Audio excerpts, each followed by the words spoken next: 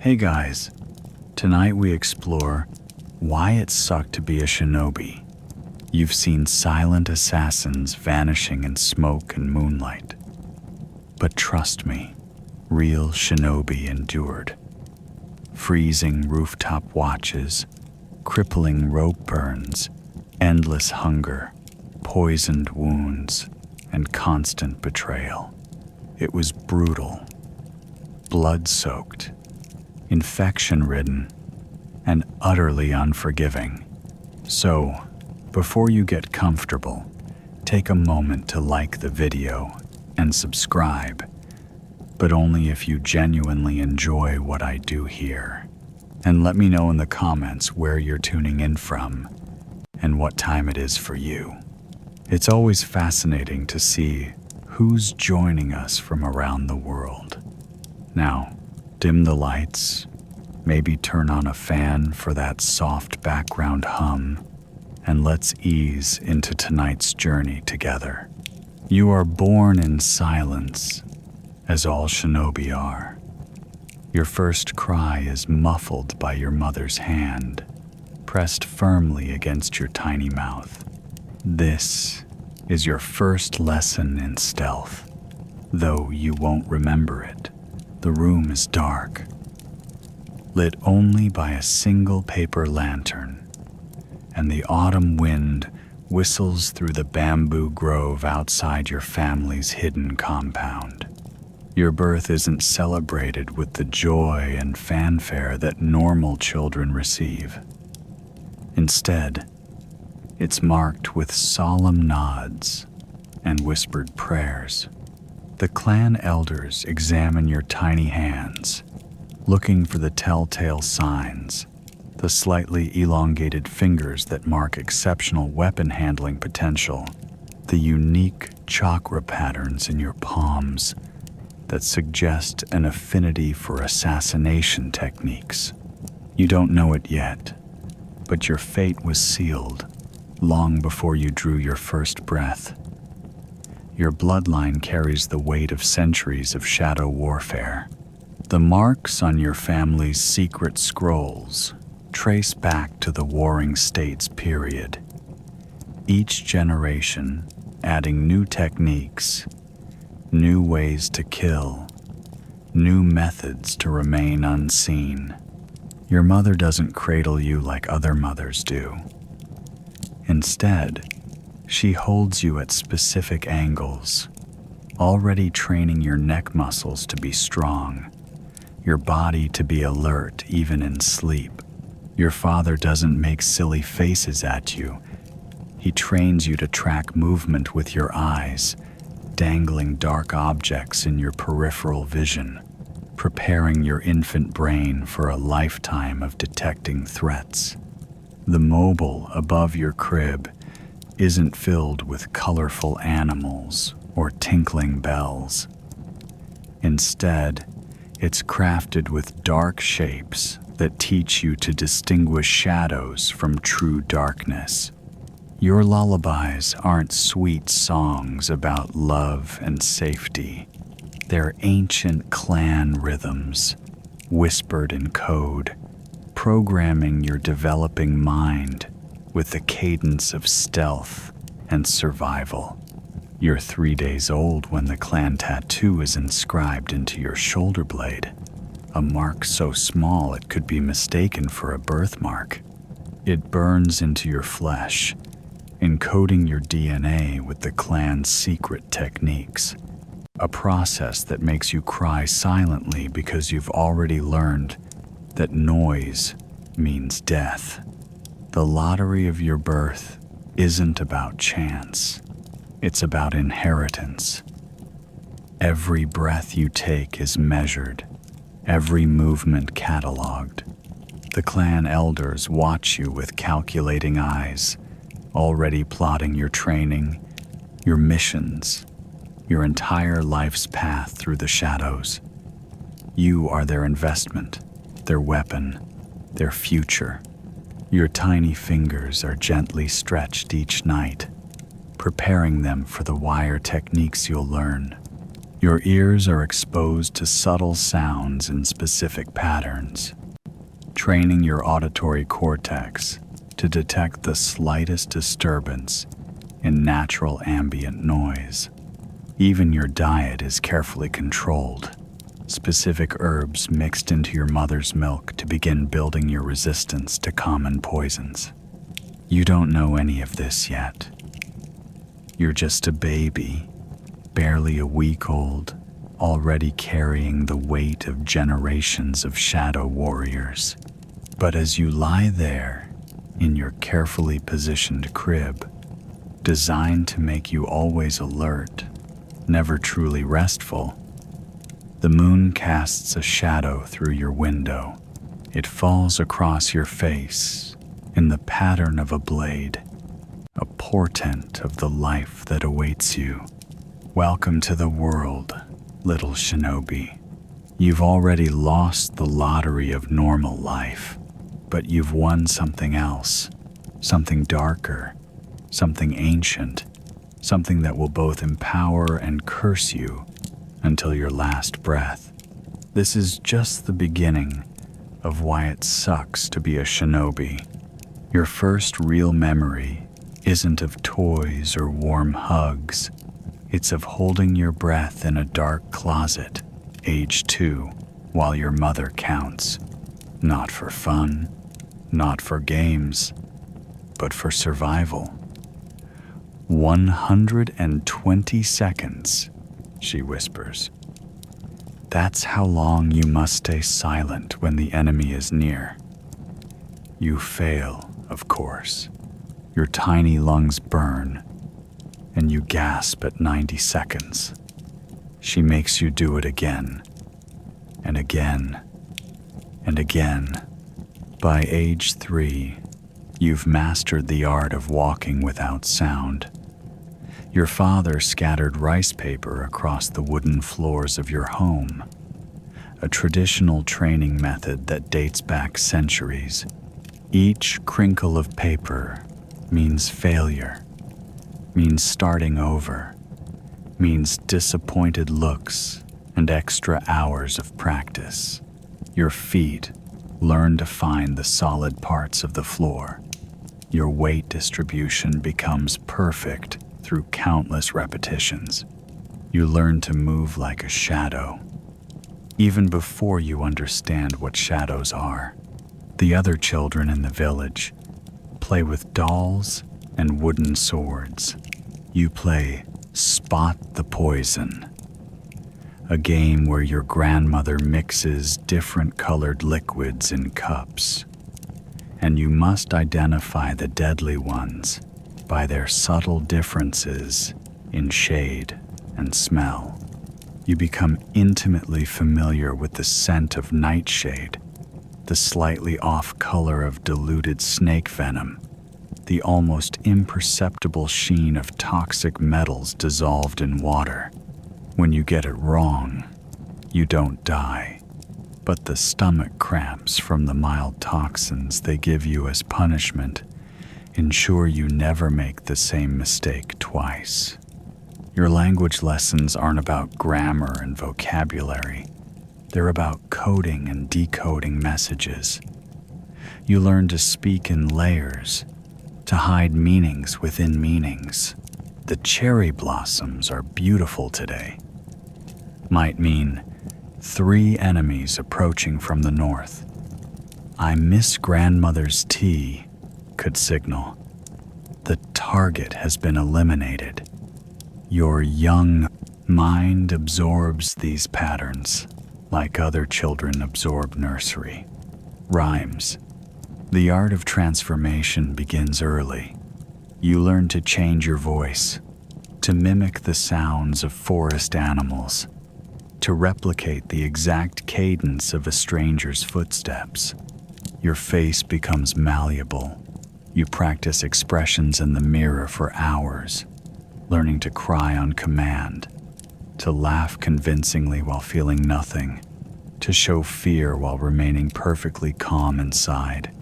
By age 4, you can switch personas faster than most children can change clothes. Sleep training is particularly brutal. Random wake-up calls in the middle of the night, tests of awareness, even in deep slumber. You learn to sleep with one eye open, literally, as the clan's secret technique allows you to rest half your brain while keeping the other half alert. Your dreams become training grounds, your subconscious programmed to process information and plan strategies even while you rest. The hardest lessons are about trust, or rather, the impossibility of it. Your teachers regularly disguise themselves as friendly strangers, offering treats or help, only to kill you with a touch when you let your guard down. You learn to suspect everything and everyone.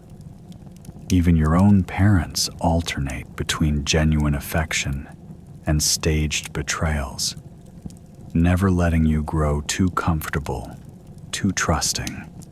Your toys are tools of deception. The spinning top teaches you about distraction, how to draw attention away from your real purpose. The paper dolls become lessons in the art of substitution, replacing yourself with decoys so quickly that the eye can't follow. Even your childhood drawings are exercises in coded communication, each seemingly innocent picture containing hidden messages that could save your life one day. By age 5, you've mastered the basics of chakra concealment. You can suppress your life force until you're practically invisible to sensory detection. It's painful, like holding your breath underwater, but you can maintain it for hours. Your chakra pathways, still developing, are deliberately stressed and reformed through these exercises, creating neural patterns that will serve you throughout your life as a shinobi. The hardest part isn't the physical training, it's learning to lie to yourself. Because the best deception comes from believing your own cover story. You're taught to fragment your consciousness, to create compartments in your mind where different truths can exist simultaneously. You learn to believe fully in whatever role you're playing, while maintaining a core identity that never fully surfaces. Your childhood games of hide and seek become complex training scenarios. You're not just hiding from your playmates, you're evading trained assassins who know every trick in the book. You learn to use terrain, to read weather patterns, to track the sun's position, to calculate angles of sight and blind spots. Every game is a potential life or death situation. Every moment, a test. These lessons never really end. They just become more sophisticated, more demanding, more integral to your existence. The cradle of your childhood rocks with the rhythm of deception, each gentle sway, a reminder that in the world of Shinobi, survival depends on your ability to become anyone except yourself. And sometimes, in the rare quiet moments when you're alone in your room, you wonder what it would be like to just be a normal child. But those thoughts are dangerous, a weakness you can't afford. So you push them down, deep into the shadows of your mind, and return to your training. Because that's what shinobi do. They embrace the darkness until they become one with it. The cradle may be gone, but its lessons remain. Every step you take, every breath, every heartbeat is measured, controlled, and potentially part of a deception. This is your inheritance, your burden, your art, and It's just the beginning of why it sucks to be a shinobi. The weight of family expectations settles onto your small shoulders like an invisible mountain. You're 6 now, old enough to understand the gravity of your bloodline, young enough to still be crushed by it.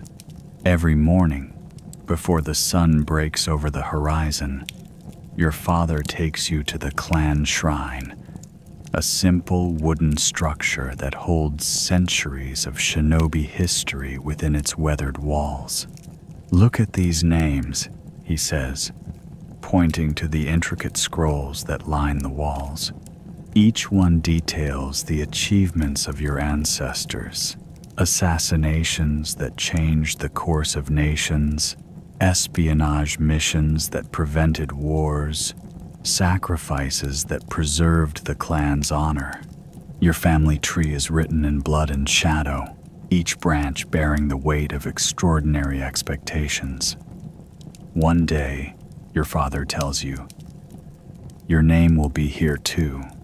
The morning ritual becomes a daily reminder of your purpose. You kneel before the shrine, breathing in the ancient incense, reciting the clan's code. The words have been passed down through generations, each syllable carved into your memory through endless repetition. In shadow we serve. In silence we strike. In death we honor. In darkness we thrive. But it's not just words. It's a complex system of beliefs and obligations that will define every aspect of your existence. You learn about the sacred contracts, the unbreakable bonds between shinobi clans that have maintained a delicate balance of power for centuries. Your family's particular specialty, the manipulation of shadows and the art of silent killing, comes with its own set of traditions and taboos. The pressure intensifies during clan gatherings, where you're paraded before the elders like a prized fighting dog. They examine your stance, test your reflexes, probe your psychological fortitude.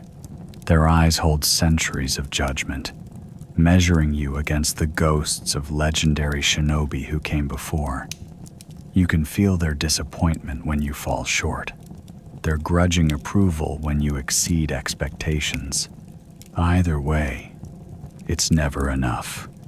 Your mother teaches you about the clan's secret techniques, abilities passed down through your bloodline that set you apart from other shinobi.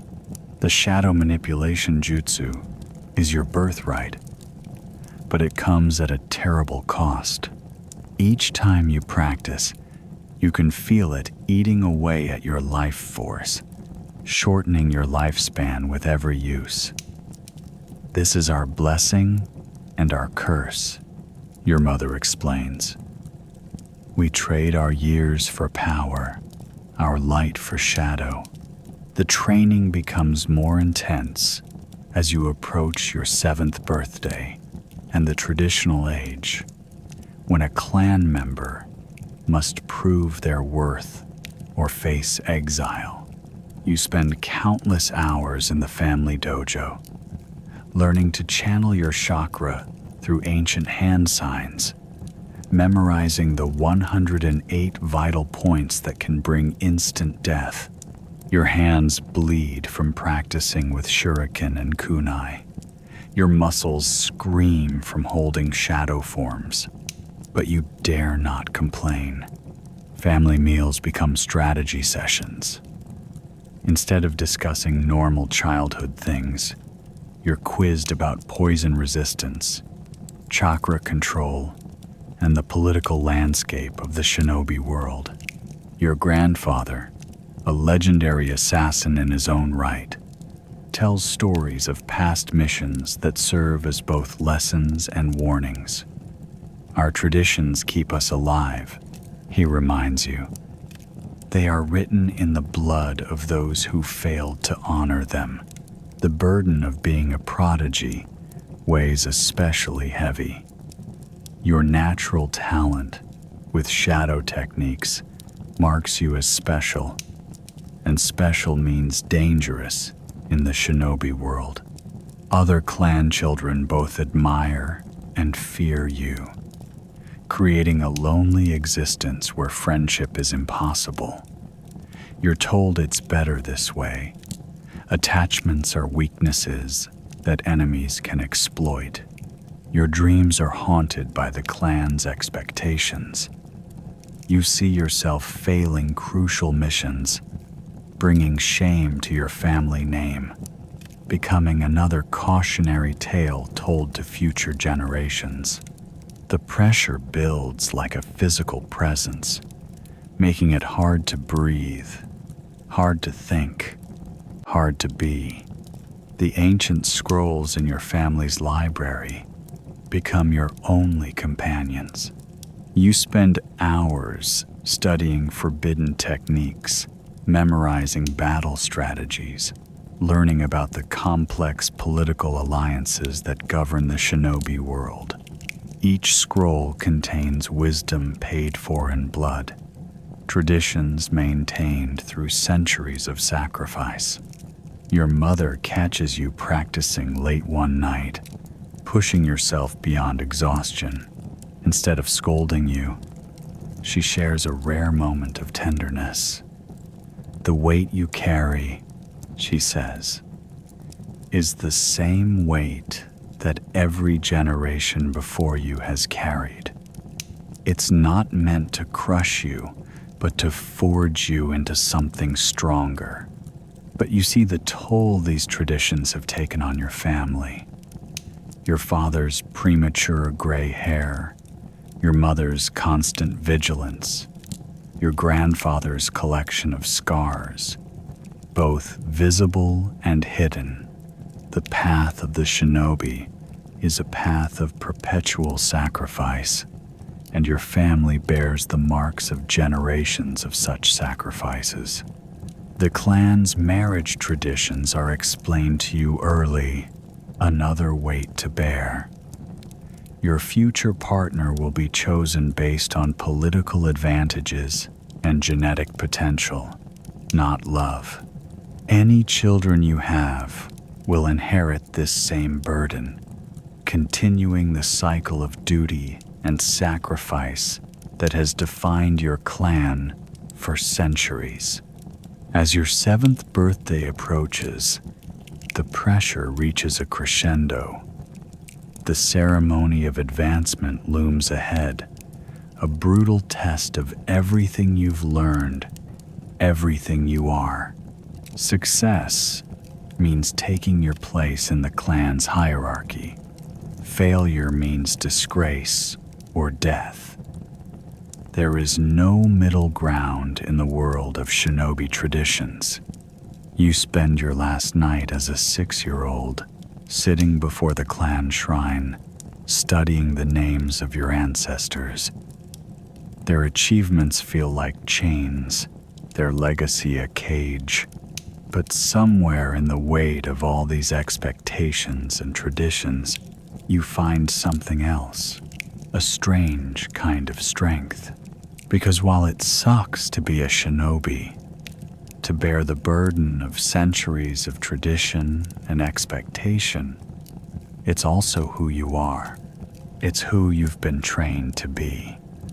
It's who you must become. Tomorrow, you will face your first real test. Tomorrow, you will either add your name to the ancient scrolls or fade into the shadows of failure. Tomorrow, you will truly understand why the weight of family expectations and ancient traditions is both a blessing and a curse in the life of a shinobi. The incense burns low, and you remain kneeling, a small figure beneath the towering weight of history and tradition. In the darkness, you whisper the clan's code one more time. Each word a promise, each syllable a chain, each breath bringing you closer to your destiny. The morning of your 7th birthday dawns like a funeral. The air is thick with anticipation as you don your ceremonial training garb, dark fabric that feels too stiff, too formal for a child. But you're not really a child anymore. Not after today. The clan elders have gathered in the sacred training ground, their faces stern masks in the pre-dawn light. Your father stands among them, but he doesn't meet your eyes. He can't. This is the moment every Shinobi parent dreads, watching their child cross the threshold from innocence to something else entirely. The test is simple, the head elder announces, his voice carrying across the silent courtyard. Your target is in the holding cell below, a captured spy from a rival clan. You have until sunset to complete the assassination. How you do it is your choice, but it must be done. Simple. What a cruel word for what they're asking. You're led to a preparation room where an array of weapons is laid out before you. Kunai, shuriken, poisoned senbon, garrote wire, tools of death sized for small hands. Your hands. You select a few pieces, trying to stop their trembling as you tuck them into your gear pouches. The holding cells are underground, a maze of dark corridors lit by flickering torches. The guard leads you to a specific cell and unlocks it without a word. Inside, bound to a chair, is a man you've never seen before. He looks ordinary, not like the monsters from your training scenarios. He has kind eyes. They widen slightly when he sees you, understanding dawning on his face. "Ah," he says softly. So it's that time. You stand frozen in the doorway, your training screaming at you to act while something deeper, something more fundamental, begs you to run. The man watches you, and there's pity in his expression. Pity for you, not himself. "I know what this is," he continues, his voice gentle. "I went through it too, many years ago.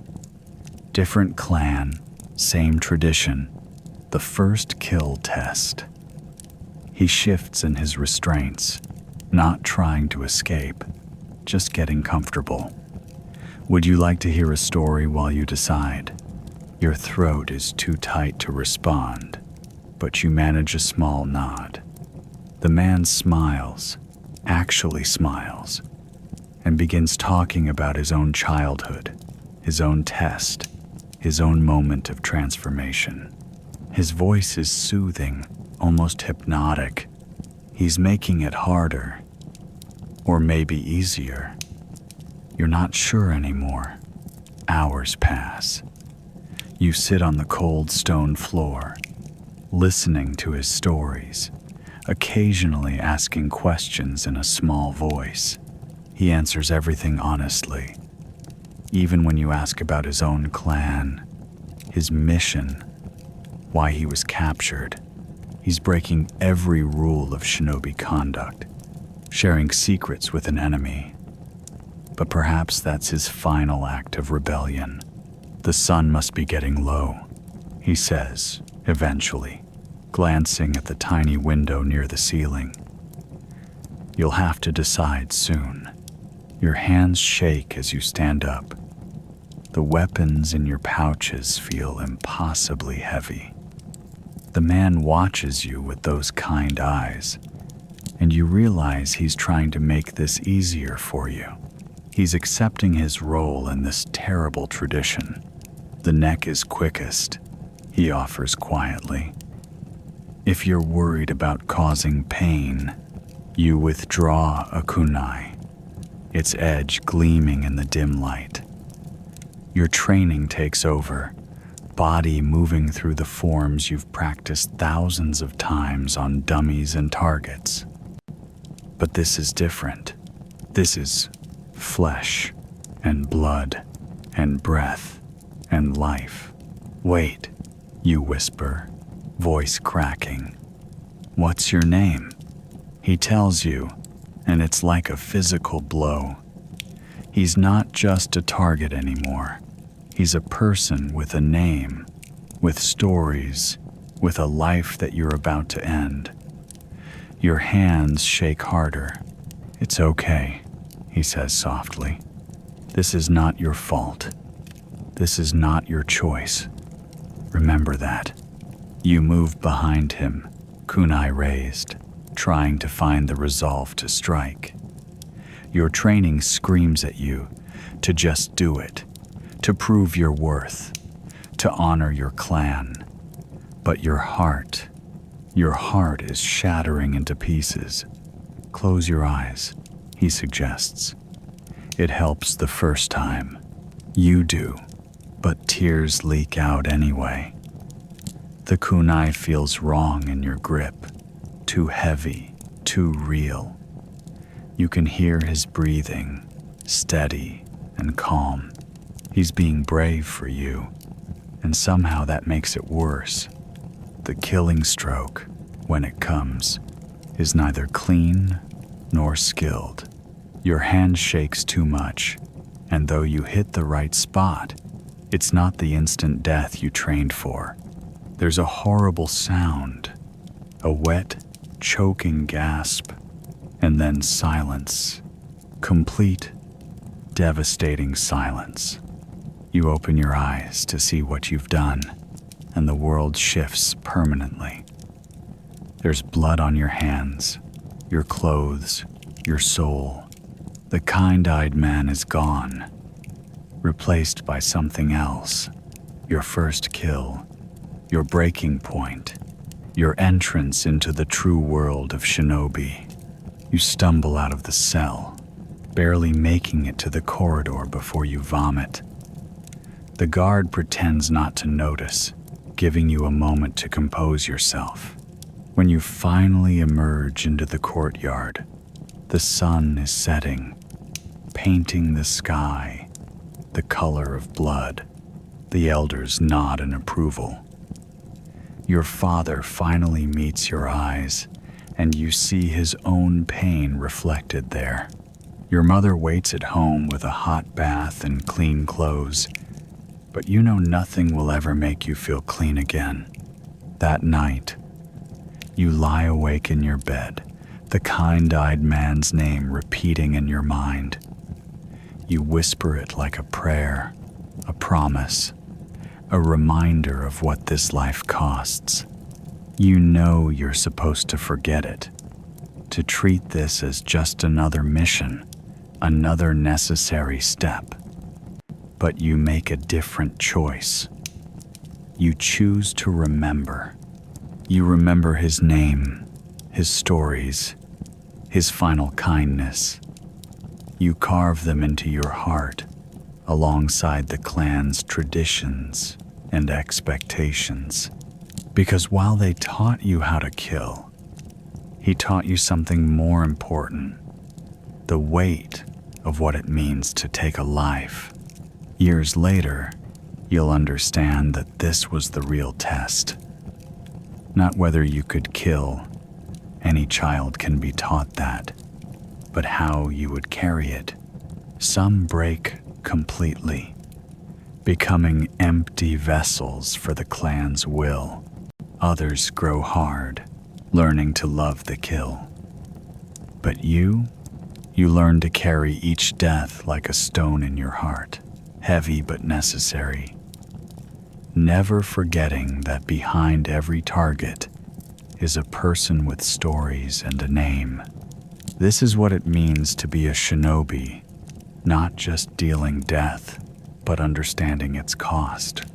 And as you lie there in the darkness, 7 years old and centuries older, you begin to understand why it sucks to be what you are, because tomorrow you'll get up, train, and prepare to do it all again, and again, and again, until either your heart turns to stone or you join the kind-eyed man in whatever lies beyond. The moon rises, full and cold, casting shadows across your room. In one of them, you swear you can see him smiling that gentle smile, still trying to make it easier. Even now, you whisper his name one last time, then close your eyes, knowing that tomorrow you'll begin learning how to live with what you've become. This is the breaking point, the moment of transformation, the death of childhood, and the birth of a true shinobi. And it sucks. It sucks more than anything has ever sucked before. But it's done now, and there's no going back. There's only forward, into the shadows, carrying the weight of your first kill like a stone in your heart. The years between 7 and 14 blur together in a brutal dance of endless training. You learn that assassination isn't just about killing, it's about the art of approaching death from 1,000 different angles. Your days begin before dawn, practicing the shadow step technique until your feet bleed. It's not enough to be quiet. You must become silence itself. You learn to match your breathing to the wind, to move with the natural shadows of the world. Your instructors place bells and chimes throughout the training ground, and any sound means starting over. After 6 months, you can cross a room of dry leaves without disturbing a single one. The poison master becomes your second mother, teaching you the intimate chemistry of death. You build immunity through measured doses of common toxins, spending nights racked with fever and hallucinations. Your meals become lessons, identifying poisons by smell, taste, texture. You learn which plants kill quickly, which ones simulate natural death, which ones make it look like a heart attack. You survive 3 actual poisoning attempts from your classmates. It's all part of the training, they say. Weapon mastery comes next. The sword is too noisy, too obvious for true shinobi work. Instead, you perfect the garrote wire, learning exactly how much pressure severs an artery. Your fingers become intimately familiar with the weight of senbon needles, the perfect balance points of throwing stars. You learn to kill with common objects, a hairpin, a paper fan, a simple piece of string. But the hardest lessons are in patience. You spend 3 days motionless in a tree, waiting for a target during training. You learn to slow your heartbeat, to exist in a state between sleeping and waking. Time becomes fluid, meaningless. There is only the moment, the target, the mission. The art of disguise becomes your armor. You learn to change your gait, your voice, your entire presence. Male, female, old, young, these become fluid concepts. You master the technique of becoming forgettable, of being the person others look past without seeing. It's a special kind of invisibility, hiding in plain sight. Your first real assassination mission comes at 14. The target is a merchant who's been selling clan secrets. You spend weeks as a servant in his household, learning his routines, gaining his trust. When the moment comes, it's almost disappointing how easy it is.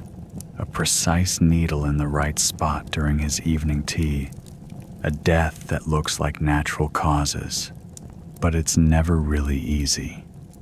Each kill requires perfect choreography, a dance of death, where one misstep means failure.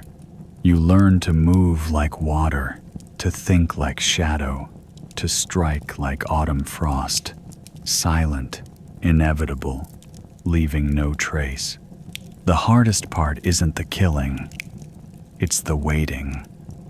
The perfect moment might take hours, days, or weeks to arrive. You learn to become furniture in a room, to exist without existing. Your body learns to stay still for so long that spiders build webs between your fingers. Your instructors praise your progress, but you see the toll it takes on them. The older assassins move like liquid darkness, but their eyes are hollow pools. They teach you to kill with poetry and grace, but their hands shake when they think no one is watching. By the time you're 16, you've mastered 17 different ways to stop a heart. You can kill with a touch, a whisper, a carefully placed piece of paper. You've learned to end lives with such artistry that your targets thank you before they realize they're dead. But mastery comes with a price. You start to see the world differently. Every room becomes a collection of shadow points and escape routes. Every conversation becomes a study in vulnerabilities. You catch yourself automatically noting the weak spots in friends' defenses, planning hypothetical assassinations of loved ones. Your dreams become technical exercises in death. You no longer have nightmares about killing. Instead, you dream about imperfect executions, flawed techniques, missions gone wrong due to sloppy form. Even your subconscious has been trained to think in terms of optimal killing efficiency. The truly disturbing part is how natural it all feels now. The weight of a poisoned needle feels more comfortable than chopsticks. The subtle shifts of shadow speak to you more clearly than human voices. You've become what they wanted, a perfect instrument of death. But in quiet moments, when the moon is high and the world sleeps, you remember the clumsy, shaking hands of your 7-year-old self. You remember when death was heavy and horrible, not this elegant dance you've mastered. Sometimes you wonder which version of you was more human. Your clan celebrates your mastery, but you understand now why the older assassins drink so heavily, why they sit alone in dark rooms, why they flinch at sudden movements. You've learned to kill with grace and precision, but each perfect execution takes a piece of your soul with it. This is the art of silent assassination, not just learning to end lives, but becoming death itself. It's a dance you can never unlearn, a song that plays constantly in your blood, and it sucks, knowing that you can never go back to seeing the world as anything but a series of vulnerabilities and killing grounds. But you're a shinobi, and this is your art. So you keep dancing with death, each step more perfect than the last, even as you feel yourself fading into the shadows you've mastered so well. You're 17 when you first notice the true cost of channeling chakra. It starts small, a tremor in your hands after maintaining a shadow concealment jutsu for too long, a sharp pain behind your eyes when you push your sensing abilities too far. But these are just the beginning. The clan elders never warned you, about this part. They spoke of chakra like it was an infinite resource, a well you could draw from endlessly. They lied. Or maybe they just didn't live long enough to learn the truth. Your chakra network is like a series of rivers flowing through your body, but forcing these rivers to flow against their natural course has consequences. You learn this during a long-term infiltration mission when maintaining a transformation jutsu for 3 weeks straight leaves you coughing up blood in secret. The medical nin tells you your internal organs are showing signs of strain typically seen in shinobi twice your age. The human body wasn't meant to channel supernatural energy. Every time you mold chakra, you're essentially forcing your cells to perform an unnatural dance. Over time, this dance becomes a torture session for your tissues. You start noticing the signs in your fellow shinobi, the way the veterans move a little stiffer each year, how the genjutsu specialists often go blind by 40, how the heavy chakra users develop strange tumors and die young. The worst part is the addiction. Chakra use creates a high that's subtle but undeniable. The power rushing through your coils, the feeling of being more than human, it's intoxicating. You find yourself using chakra for simple tasks just to feel that rush, even as you notice the growing aches in your joints, the increasing frequency of nosebleeds. During a particularly intense training session, you push your limits too far. The chakra in your network suddenly feels like liquid fire, and you collapse, every nerve screaming in protest. You spend 3 days in the medical ward, watching your skin turn interesting shades of purple as your overtaxed chakra points rupture beneath the surface.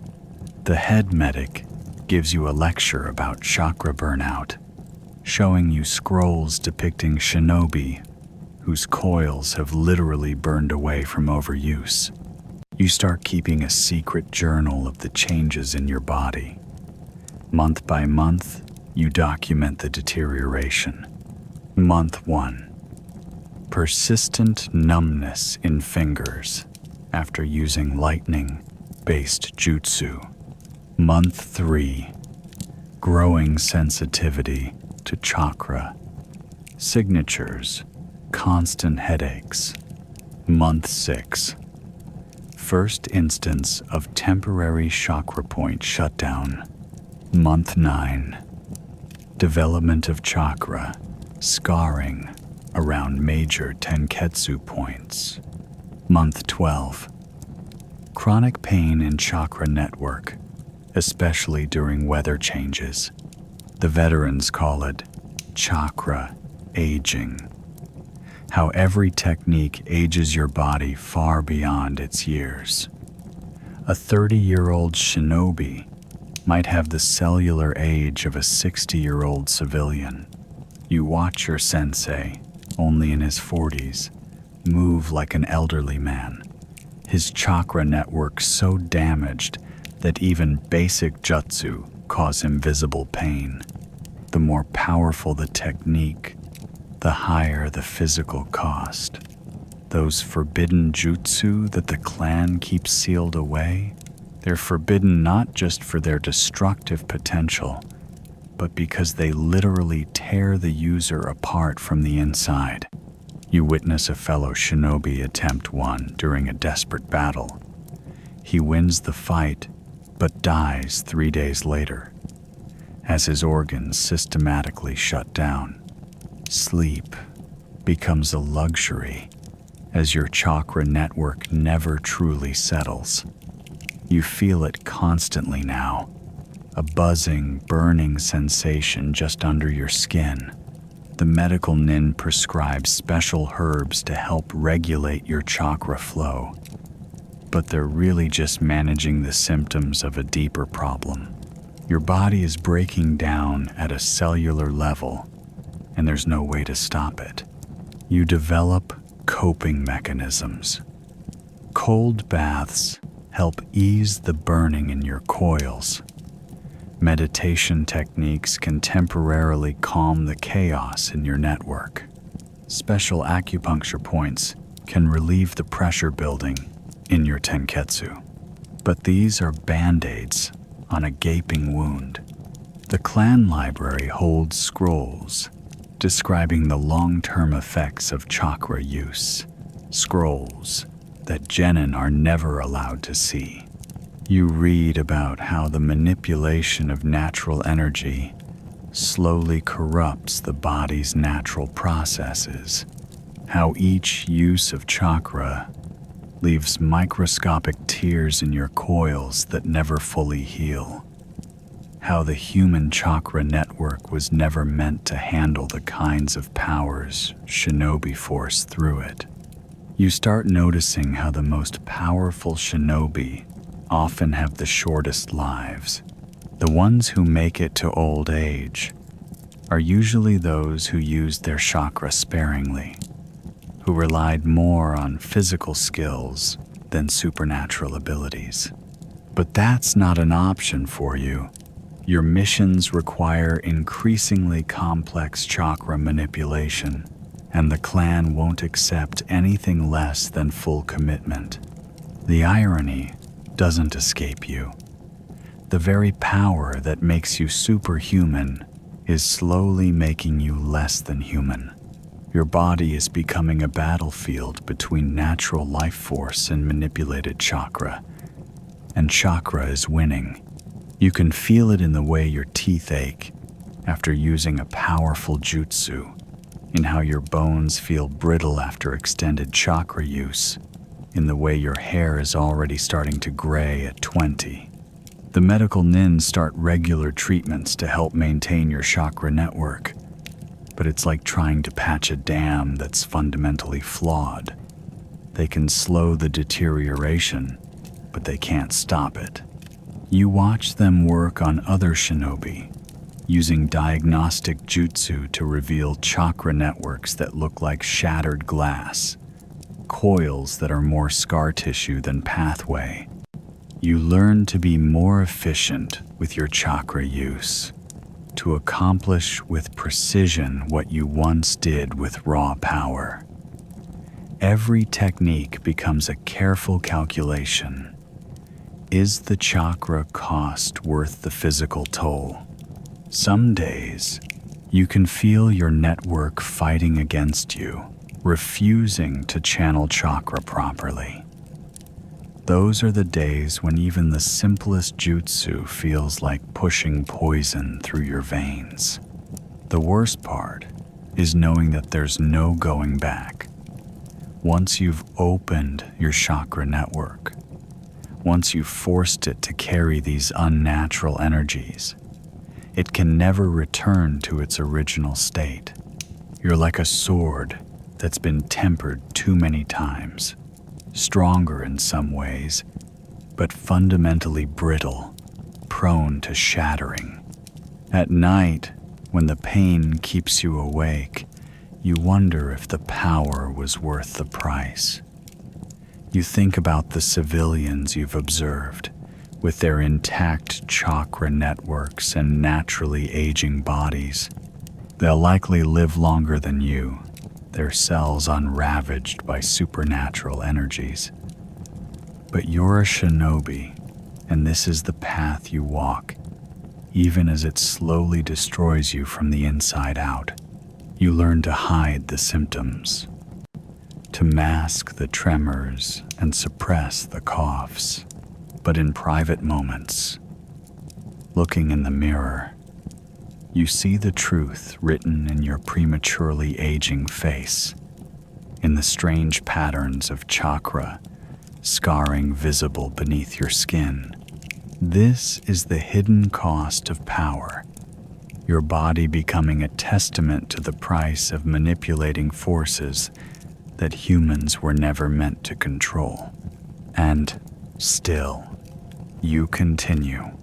Because you're a shinobi, and this is what shinobi do, we burn ourselves up from the inside, channeling powers that slowly kill us, all in service of a path we chose before we could understand its true cost. It sucks, knowing that each technique brings you closer to physical breakdown. But that's the price of walking the shinobi path. Your chakra network pulses with pain as you prepare for another mission, another dance, with powers that are slowly destroying you. But you push the pain aside, force your coils to cooperate, and step into the shadows once more. After all, what's a little more damage to an already breaking body? You discover the scroll when you're 19, hidden in a secret compartment of the clan's archives. The techniques described within are seductive in their power. Jutsu that can bend reality, stop time, or tear the soul from a living body. But as you read deeper, you understand why they're forbidden, and why those who master them rarely live to see 30. The first forbidden technique you learn is almost by accident. During a particularly desperate mission, your chakra naturally twists into a pattern that shouldn't be possible. Time slows to a crawl, and you move through space like a ghost. You complete your assassination with supernatural ease, but afterwards, you spend 3 days vomiting black bile as your chakra network tries to purge itself of the corruption. The clan elders notice, of course. They see the dark stains spreading beneath your skin, the way your eyes have started to gleam with an unnatural light. Instead of stopping you, they encourage it. Some shinobi are destined for the forbidden arts, they say, as if it's an honor and not a death sentence. You begin your training in secret, in underground chambers where the air itself feels wrong. Your instructor is a woman who looks ancient, but is only 35. Her skin is a map of black veins, her chakra network so corrupted that you can see it pulsing beneath her flesh. The forbidden techniques require sacrifice, she tells you. They take something from you each time you use them. The trick is learning to sacrifice the right parts. The first technique you master is called shadow consumption. It allows you to merge with darkness itself, becoming a living void. But each use leaves a piece of you behind in the shadows. You start losing memories, small ones at first, then larger chunks of your past.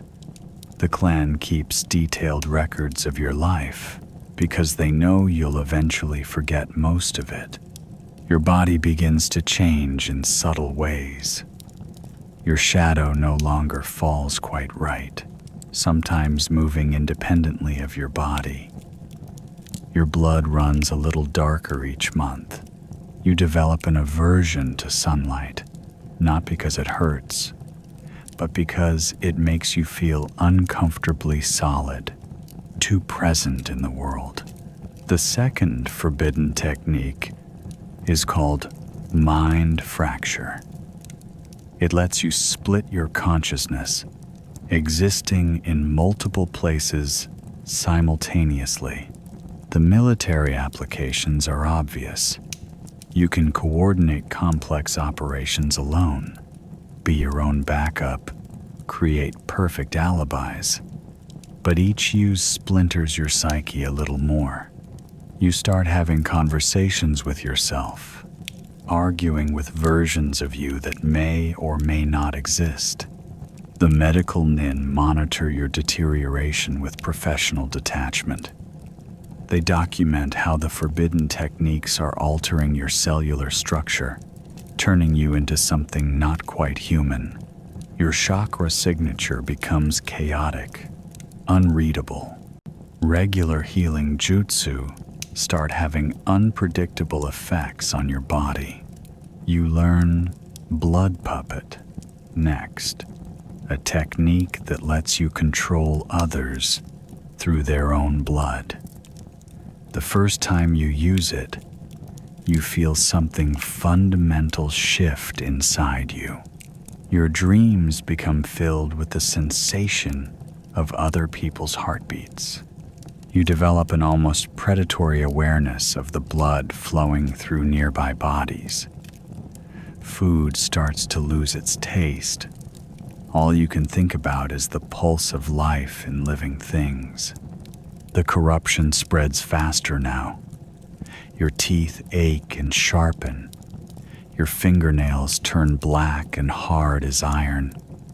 You catch glimpses of yourself in mirrors, and sometimes don't recognize the creature staring back. The clan doctors give you special seals to help contain the changes, but they're fighting a losing battle against the transformation. The most dangerous technique is called Void Gateway. It lets you tear holes in reality, stepping between spaces that were never meant to connect. But each use erodes the barriers between you and the void. You start seeing things in your peripheral vision, shapes that shouldn't exist, colors that have no names. Sometimes you wake up in strange places with no memory of how you got there. Your fellow Shinobi start avoiding you. They can sense the wrongness emanating from your corrupted chakra network. Even animals react differently. Dogs growl, cats hiss, birds fall silent when you pass. You tell yourself it's worth it for the power, but in quiet moments, you wonder if you're becoming the monster civilians think Shinobi are. The physical symptoms become harder to hide. Your skin develops patches that seem to absorb light. Your voice gains harmonics that make civilians uncomfortable. You have to wear special gloves because your touch has started leaving frost patterns on everything you handle. The clan doctors estimate you have maybe 5 years before the corruption reaches critical levels. You learn to manage the deterioration through a complex regimen of seals, medications, and meditation. Every morning, you spend an hour reaffirming your humanity, remembering who you are. You keep a journal of your original name, your family, your childhood, things you know you'll eventually forget as the techniques eat away at your identity. The worst part is the hunger, not for food, but for chakra itself. The forbidden techniques create a kind of addiction, a craving for the raw power they offer. You find yourself drawn to places of death and suffering, where the barrier between worlds is thin. Your dreams are filled with visions of pure chakra, and you wake up with your mouth watering. The clan assigns you a handler, someone to monitor your mental state and ensure you don't completely lose yourself to the corruption. They tell you stories about other forbidden technique users who went rogue, becoming something no longer human or sane. You promise yourself you won't end up like them, but you can feel the changes accelerating. Your missions become increasingly specialized.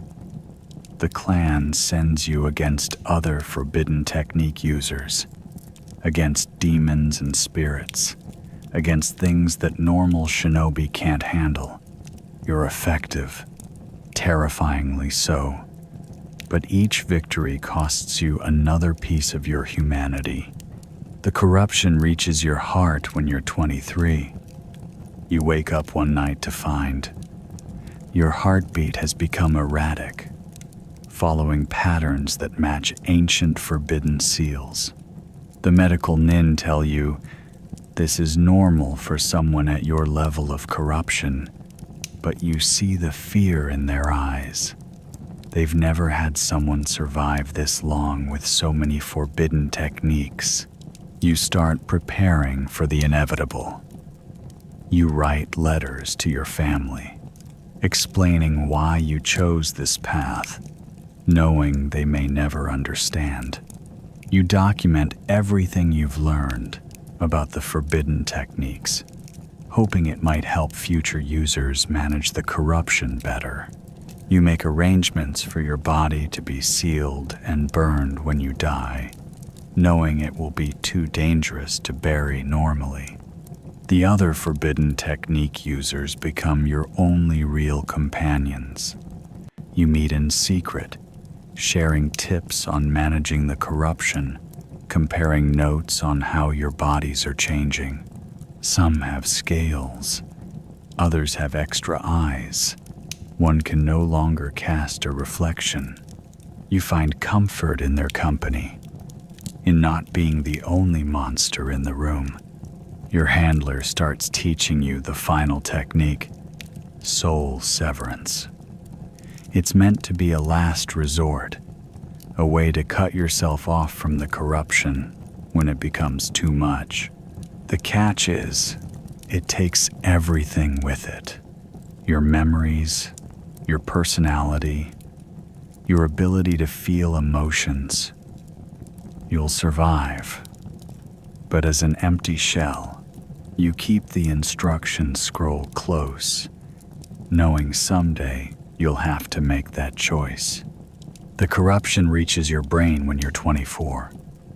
You start losing time, finding yourself in the midst of actions you don't remember starting. Your dreams and reality begin to blur. You can see chakra all the time now, swirling patterns of energy that shouldn't be visible to human eyes. The clan doctors say you're approaching the final stages, but you persist. Each morning, you rebuild yourself from the fragments that remain. You hold on to your name, your purpose, the reasons you chose this path. You fight the corruption with everything you have, even as it transforms you into something else, because that's what it means to be a shinobi, to sacrifice everything, even your humanity, for the power to protect what matters. The forbidden techniques have made you powerful beyond imagination, but the cost is beyond measure. You are becoming a cautionary tale, a whispered warning to young shinobi about the price of forbidden knowledge. Yet still you continue, pushing deeper into the darkness, trading pieces of your soul for power that was never meant for human hands. Your handler asks if you regret choosing this path. You think about the missions you've completed, the lives you've saved, the enemies you've stopped. You look at your corrupted body, feel the void growing in your mind, and give the only answer you can. Some prices are worth paying, even if that price is everything you are. You learn early that a shinobi's greatest weapon isn't the blade or jutsu, it's invisibility.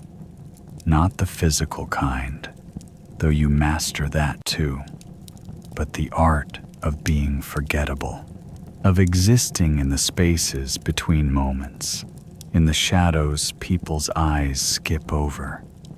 It starts to change you in ways no one warned you about. At first, it's simple things. You practice controlling your breathing until it's nearly silent. You learn to walk without leaving footprints, to move through crowds without brushing against anyone. The clan teaches you to suppress your chakra signature until you're barely detectable. But then you start noticing how this seeps into every aspect of your life. You develop two distinct personalities. There's your public face, the quiet merchant's son who lives in the village, who pays his taxes and occasionally drinks at the local tea house. Then there's the real you, the shadow that moves through the night, the blade that ends, lives without warning. The gap between these selves grows wider each year. The lying becomes automatic. You construct elaborate webs of false identities, maintaining dozens of cover stories simultaneously. You have different names in different villages, different mannerisms, different histories. Sometimes you catch yourself forgetting which version is real. The clan psychiatrists call this identity diffusion, a necessary sacrifice for the profession. Your relationships suffer in ways you never expected. You can't tell your civilian friends what you really do. You can't explain why you disappear for weeks at a time, or why you sometimes wake up screaming. Romance becomes nearly impossible. How do you build intimacy with someone when every other word out of your mouth has to be a lie? The paranoia sets in gradually. You start checking every room for exits before you enter. You memorize the faces of everyone you meet, analyzing them for threats. You never sit with your back to a door. You taste test all your food for poison, even at family meals. The clan says this is normal, healthy even. They call it situational awareness. Sleep becomes your enemy. When you do manage to rest, you've trained yourself to wake at the slightest sound. You develop the ability to sleep in small increments, never entering deep enough rest to dream. Years later, you realize you haven't had a proper night's sleep since you were 12. The missions blur together. You spend weeks living as different people, infiltrating organizations, gathering intelligence. Sometimes you have to maintain a cover identity for months. You make friends, build relationships, all while knowing you'll eventually disappear from these people's lives without explanation. The guilt becomes a constant companion. Your family learns not to ask questions. They don't want to know where you go or what you do. They pretend not to notice when you come home with fresh scars or when you miss important events. The distance grows, not because they don't love you, but because they can't understand the person you've become. The worst part is the isolation. You can't talk about your missions, even to other shinobi. The details are always classified, compartmentalized. You carry the weight of countless secrets, each one adding to the burden. Sometimes you want to scream just to prove you still have a voice. You develop odd habits to cope. You start keeping detailed journals, but in code, because you need somewhere to put the memories. You create elaborate rituals around your different identities, different clothes, different ways of walking, different ways of speaking. It helps keep them separate in your mind. The clan provides counseling, but it's not really therapy. It's more like maintenance, keeping you functional enough to continue the work. The counselors teach you techniques for managing the psychological strain, for compartmentalizing the trauma. They never suggest stopping, because that's not an option. You start noticing how the secrecy affects your thought patterns. You become habitually indirect, speaking in implications and half-truths, even when it's not necessary. You analyze every conversation for hidden meanings, every gesture for secret signals. Normal social interactions become exhausting exercises in paranoid interpretation. The loneliness is different from what civilians experience. It's not about being alone. It's about being unknowable. Even among other shinobi, you can never fully let your guard down. There are always secrets you have to keep, things you can't share.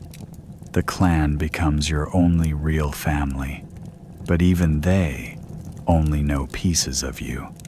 Your sense of self becomes increasingly fragmented. You excel at becoming other people, at adopting new personalities, but each time it gets harder to remember who you really are.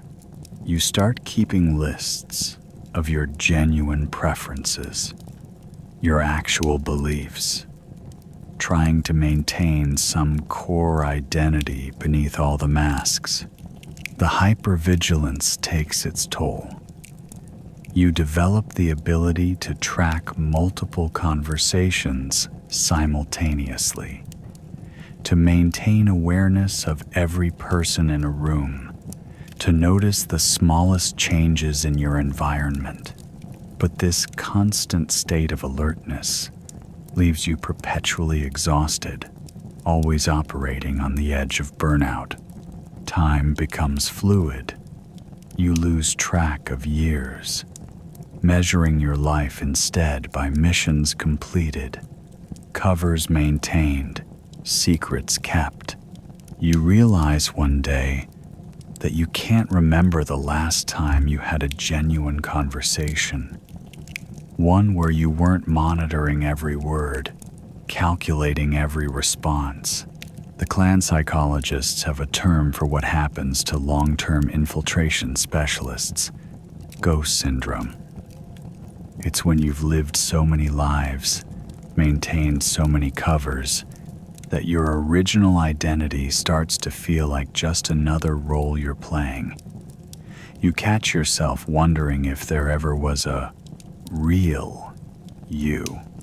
You develop complex systems for managing information. Different memories get filed away in different mental compartments, accessible only when needed.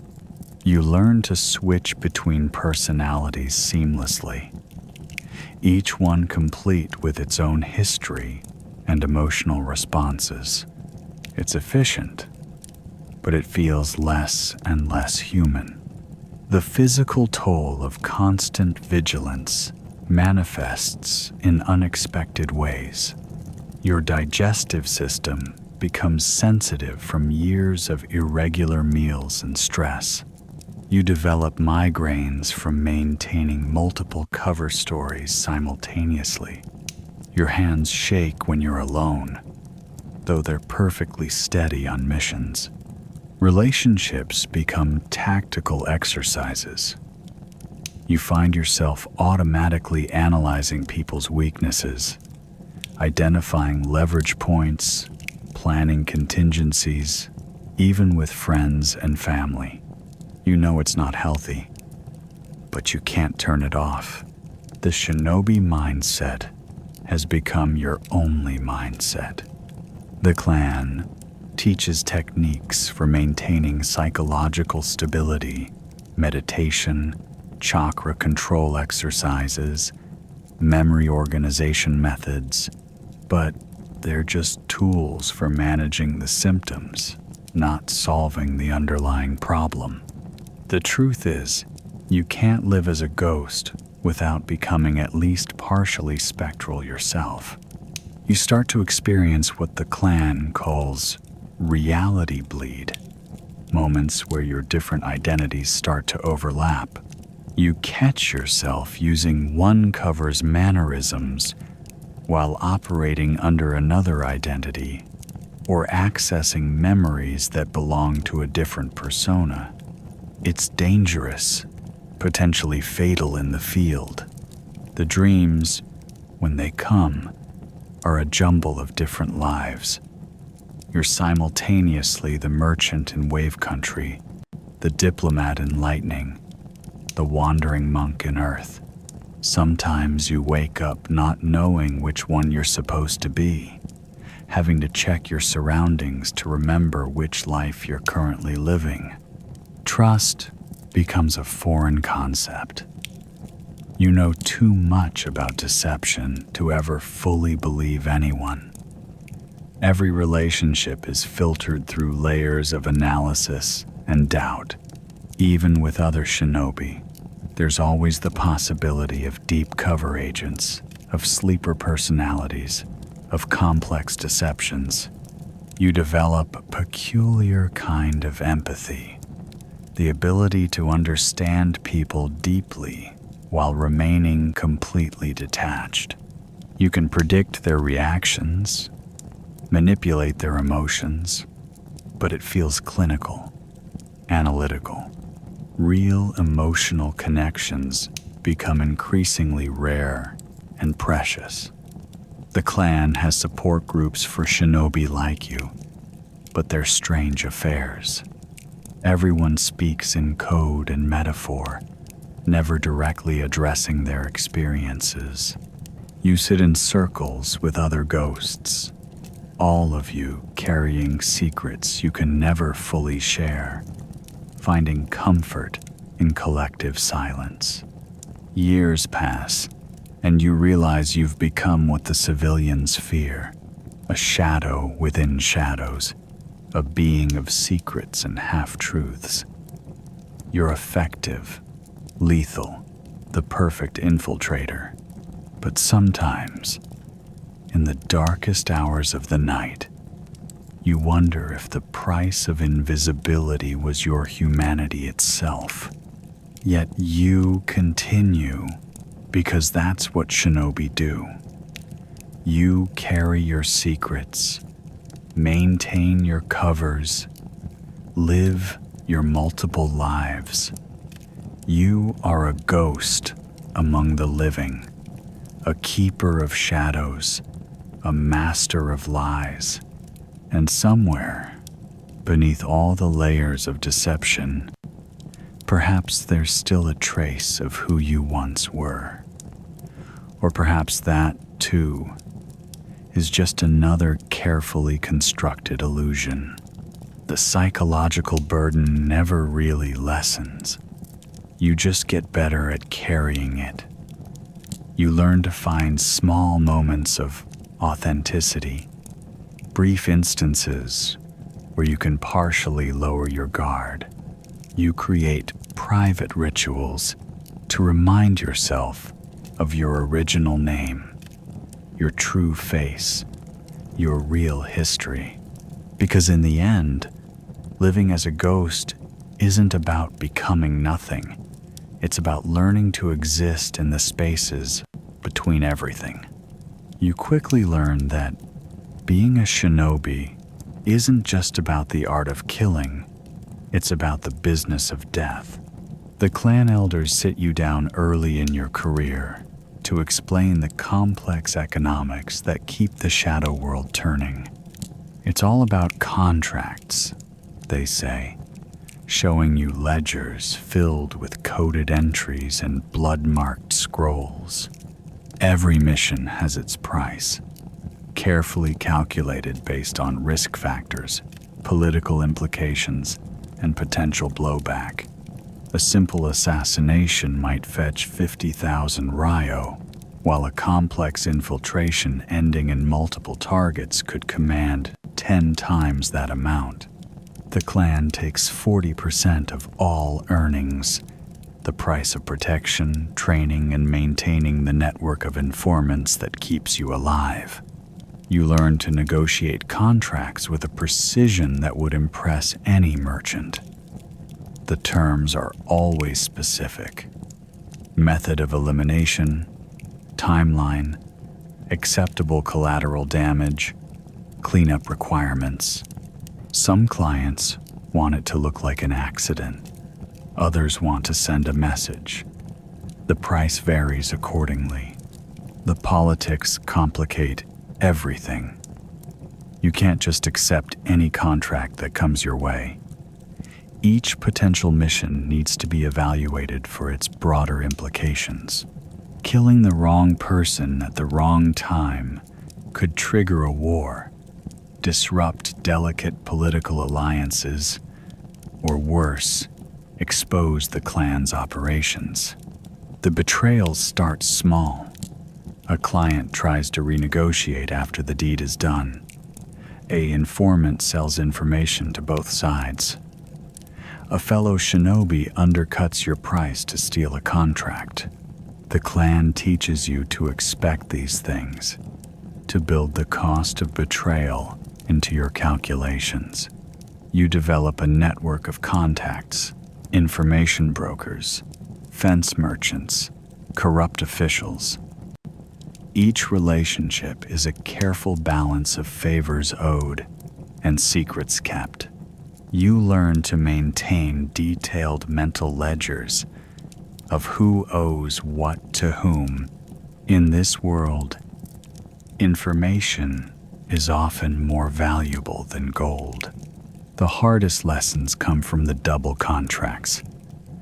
Sometimes you're hired to protect someone who has a hit on them from another clan.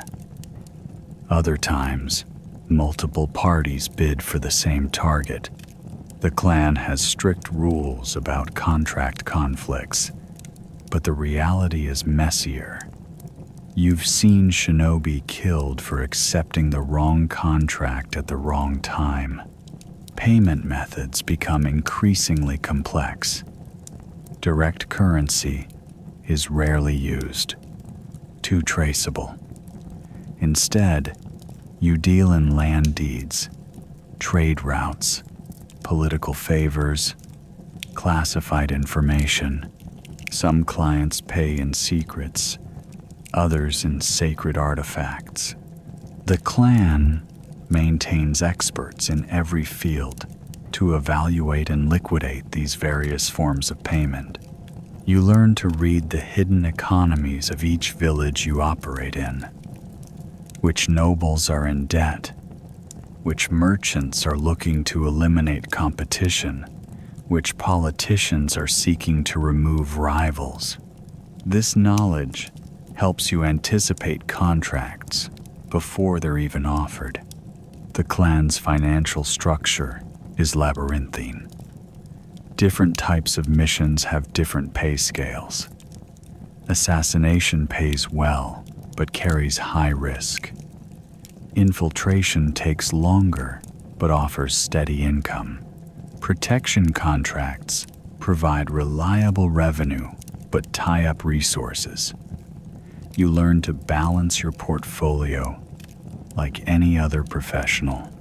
Sometimes the real money isn't in the primary contract, but in the secondary opportunities it creates.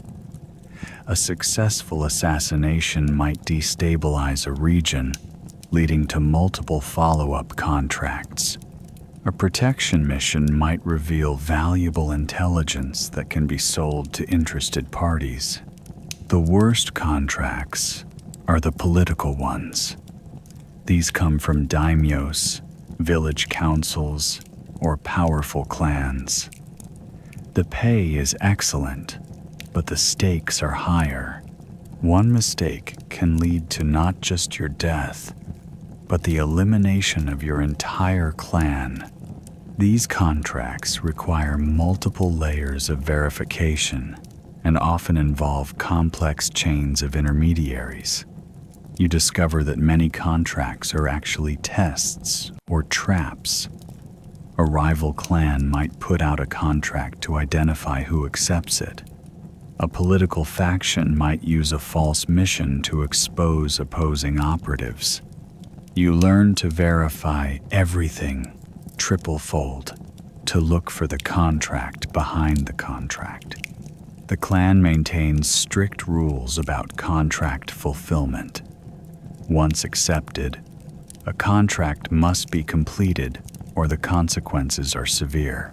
Failed contracts damage the clan's reputation, which directly affects future pricing. You've seen Shinobi forced to complete suicide missions just to maintain the clan's perfect execution record. Internal competition becomes a constant concern. Other shinobi within your own clan vie for the most lucrative contracts. Some resort to sabotage or information theft. The clan encourages this competition to a degree, seeing it as a way to maintain sharp skills. But too much internal strife can destroy a clan from within. The economics of information become your specialty. You learn which secrets are worth what to whom. Village defense plans, trade route schedules, blackmail material. Everything has its price. You become adept at collecting seemingly worthless information that might become valuable later. Contract negotiations take place in shadowy tea houses, abandoned temples, or through elaborate dead drop systems. You learn the proper protocols, the correct phrases to use, the subtle signs that distinguish a legitimate client from a trap. Every meeting is a dangerous dance of implied threats and calculated risks. The clan's accountants are as important as its warriors. They maintain complex books, tracking debts, favors, and obligations across the entire shinobi world. These records are more closely guarded than any jutsu scroll. They contain the true power structure of the shadow economy. You begin to understand why some shinobi go rogue. The pressure of balancing contracts, politics, and clan obligations can break even the strongest minds. But Rouge shinobi rarely survive long. The economics of the shadow world require structure, rules, and most importantly, accountability. The most valuable contracts aren't always the highest paying ones. Sometimes a lower paying mission provides access to valuable intelligence or helps establish crucial relationships. You learn to evaluate opportunities not just for their immediate payment, but for their long-term strategic value. As you rise through the ranks, you start handling contract negotiations yourself. You learn to read the subtle tells that indicate a client's true budget, to identify the hidden motives behind each request. You become as skilled with words and numbers as you are with weapons and jutsu. The true art of the shinobi contract isn't just in the execution, it's in the intricate web of relationships, obligations, and power dynamics that surrounds each mission. You become a master of navigating these invisible currents, understanding that in the end, even death is just another commodity to be traded in the shadow market. Money, secrets, and blood. These are the currencies of your world. Each contract is a careful balance of all three, and mastering this balance becomes as important as any physical technique. Because in the end, a shinobi who can't navigate the economics of death is just another mercenary with a sharp blade. The clan elders say that understanding the business of death is what separates true shinobi from common assassins. As you handle another complex negotiation, weighing the political implications against the financial rewards, you know they're right. This is the real art of the shadow world. Not just taking lives, but knowing exactly what each death is worth. The first time you fail a mission, You learn that the consequences extend far beyond mere disappointment. You're 17, crouched in a safe house with a bleeding wound in your side, realizing that your target has not only escaped, but has also identified you.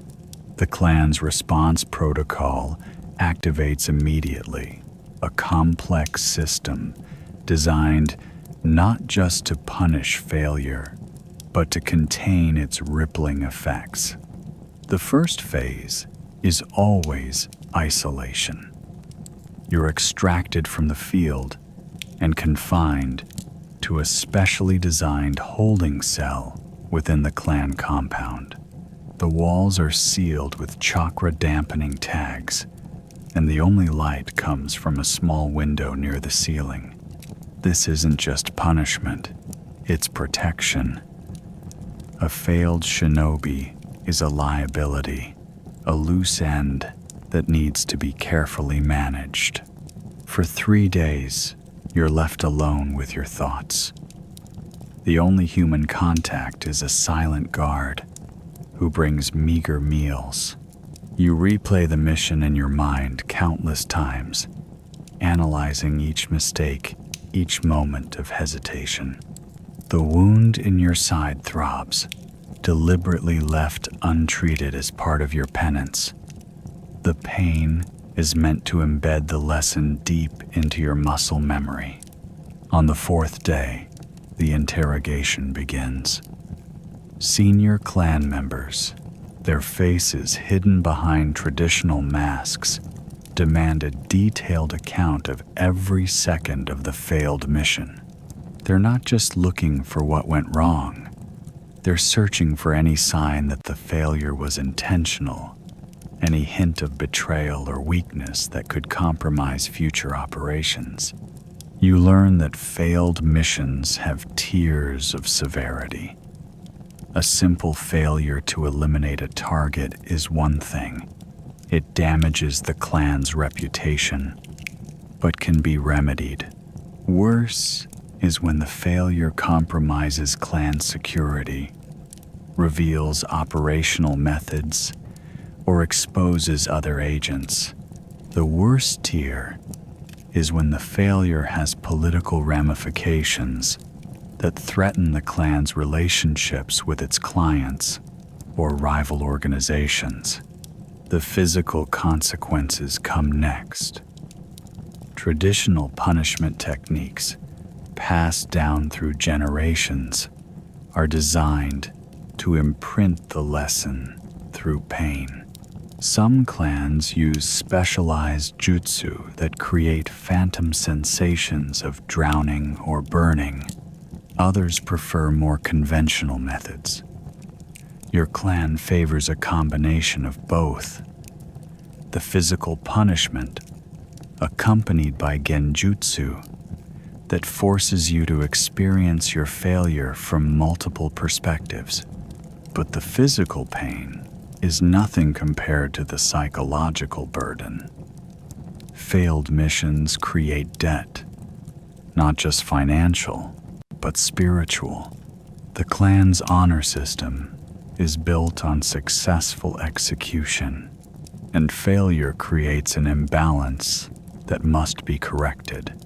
You're assigned increasingly dangerous missions with reduced resources, expected to restore your standing through elevated risk. The economic impact hits hard. Failed missions often require compensation to clients, and this cost is passed down to the responsible shinobi. Your payment for future missions is reduced, sometimes for years, to repay the debt. Some shinobi never financially recover from a major failure, spending the rest of their careers working essentially for free. The social consequences within the clan are subtle but devastating. Other shinobi distance themselves, afraid that failure might be contagious. Training partners become scarce. Information sharing, crucial for survival in the shadow world, becomes more difficult. You find yourself working harder for less intelligence, less support, less trust. You learn about the concept of failure chains, how one failed mission can trigger a cascade of complications. The target you failed to eliminate might increase their security, making future attempts more difficult. They might hire protection from rival clans, forcing your clan to navigate complex political waters. They might launch investigations that expose other operations. The clan has specific protocols for different types of failures. A failed assassination requires immediate withdrawal and often includes eliminating any witnesses who might have seen your techniques. A failed infiltration means burning entire networks of informants and safe houses. A failed protection mission often results in the death of the shinobi responsible, the ultimate price for letting a client die. Recovery from failure is a carefully structured process. You're assigned a senior shinobi who monitors your rehabilitation. They watch for signs of psychological breakdown, for the development of hesitation or fear that might compromise future missions. Many shinobi never fully recover, their confidence permanently damaged by the experience of failure. The worst part is watching others go through the same process. You see young shinobi break under the pressure, their spirits crushed by the weight of failure. Some disappear into the night, choosing to become rouge rather than face the consequences. Others take more permanent measures to escape their shame. The clan accepts these outcomes as natural selection. Only the strongest survive the crucible of failure. You learn to recognize the signs of a failing mission early, the subtle indicators that something isn't right. This awareness becomes both a blessing and a curse. It helps you avoid some failures, but it also creates a constant state of hypervigilance that slowly wears away at your psyche. The clan maintains detailed records of every failed mission, using them as teaching tools for future generations. You're forced to sit through sessions where your failure is dissected in front of younger shinobi, your mistakes used as object lessons in what not to do. The humiliation is part of the rehabilitation process, another way to ensure the lesson sticks. Some failures haunt you forever. You remember the faces of targets who escaped, the sound of their footsteps as they fled, the moment you realized the mission was lost. These memories surface during crucial moments of other missions, ghostly whispers of past mistakes, threatening to create new ones. The clan's library contains scrolls detailing famous failures throughout history. Missions that went so wrong they changed the political landscape of entire regions. These accounts are required reading, each one a reminder of how a single mistake can have consequences that echo through generations. You learn that some missions are designed to fail, complex political maneuvers where the failure itself is the true objective. But these orchestrated failures are rare, and the consequences are just as real. The clan believes that maintaining the integrity of their punishment system requires treating every failure with equal severity, regardless of its true purpose. The psychological training becomes as important as the physical. You learn techniques to manage fear, to push through the paralysis that can come from remembering past failures. The clan's mental health specialists, themselves former shinobi, teach methods to compartmentalize, to prevent one failure from poisoning future missions. Years later, you understand that the brutal consequences of failure serve multiple purposes. They maintain the clan's reputation for reliability. They ensure only the most resilient shinobi survive. And they create a shared experience that bonds clan members together. Every successful shinobi carries the scars of failure, physical and psychological marks that prove they've survived the worst the shadow world can throw at them. The most important lesson comes last: learning to fail better. Not all failures can be avoided, but they can be managed. You learn to fail in ways that minimize damage, to extract valuable intelligence even from botched missions, to turn partial failures into partial successes. This wisdom, earned through pain and sacrifice, becomes as valuable as any combat technique. As you mentor younger shinobi, you see the cycle continue. You watch them face their first failures, see the same fear and shame in their eyes that you once felt. You administer the same punishments that were once given to you, understanding now that this harsh system, cruel as it seems, is what keeps shinobi alive in a world where second chances are rare and mistakes are usually fatal. The consequences of failure become part of your identity, not as a weakness, but as proof of survival. Each scar, each debt repaid, each lesson learned the hard way makes you more valuable to the clan. Because in the end, a shinobi who has never failed is a shinobi who has never been tested. And in your world, untested means unreliable. You're 23 when the mission scroll arrives, sealed with the clan's ancient wax insignia. The target's name makes your blood run cold.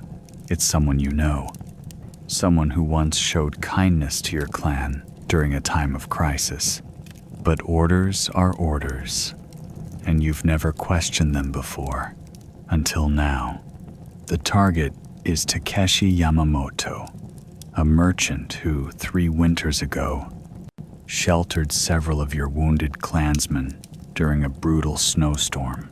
He asked no questions, demanded no payment, and kept their presence secret from rival clans who were hunting them. His actions saved lives, created an unspoken debt. Now, you're being ordered to repay that debt with his death.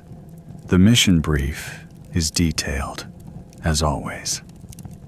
Yamamoto has been trading information about clan movements to multiple parties, playing a dangerous game of political chess. He's become too knowledgeable, too influential, too dangerous to leave alive. The evidence seems solid, but something doesn't feel right. You've learned to trust these instincts. They've kept you alive this long. You begin your surveillance, watching Yamamoto's daily routines from the shadows. You see him with his family, a wife, 2 young children, an elderly mother. You watch him conduct business, interact with his workers, negotiate with traders. Nothing suggests a man engaged in dangerous political games. Instead, you see someone who continues to help others, often at his own expense.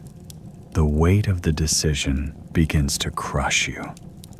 The clan's laws are absolute, and refusing a mission is punishable by death. Not just your death, but potentially the deaths of your family members as well. The clan cannot afford to show mercy to those who question orders. Their survival depends on absolute loyalty, unquestioning obedience. You start digging deeper, using contacts and resources you've developed over years of missions. It's dangerous. Asking too many questions about a target can raise suspicions within the clan. But you need to know the truth. You need to understand why this man has been marked for death. The investigation reveals layers of complexity. Yamamoto has been gathering information, yes, but not to sell it. He's been trying to prevent conflicts between clans, using his position as a merchant to mediate disputes and prevent bloodshed. His actions have probably saved more shinobi lives, but they've also interfered with those who profit from conflict. Each night, you return to your quarters, tormented by the choice ahead. You meditate for hours, seeking clarity in the ancient teachings of your clan. The scrolls speak of honor, of duty, of the importance of following orders without question. But they also speak of wisdom, of justice, of protecting those who protect you. You think about your own family within the clan, your younger sister just beginning her training, your aging parents who depend on your status for protection. Refusing the mission would condemn them all. The clan's justice is swift and thorough, designed to eliminate any hint of disloyalty before it can spread. The deadline approaches. You've delayed as long as possible, gathering information, watching, waiting. But now, you must act. The clan will be expecting results. You spend one last night observing Yamamoto's home, watching his children play in the garden while he reads them stories. The scene burns itself into your memory, adding another layer to your torment. You consider warning him, helping him escape. But that would be an even greater betrayal of the clan, and you know their hunters would eventually find him. No one escapes the shadow world once they're marked for death. The best assassins would be sent, and his death would be neither quick nor merciful. The option of simply disappearing yourself crosses your mind. Other shinobi have done it, abandoned their clans, their names, their entire identities, but the success rate is low, and the consequences of failure are worse than death. Besides, it wouldn't save Yamamoto. Another assassin would simply be assigned the mission. You remember the stories of other shinobi who faced similar choices. Most chose the clan, buried their conscience beneath layers of duty and tradition. Some chose their conscience and paid the ultimate price. A few found creative solutions, ways to satisfy both demands. But such opportunities are rare. The pressure begins to affect your performance. During your nightly surveillance, you make small mistakes that would be fatal on any other mission. Your sleep is plagued by nightmares.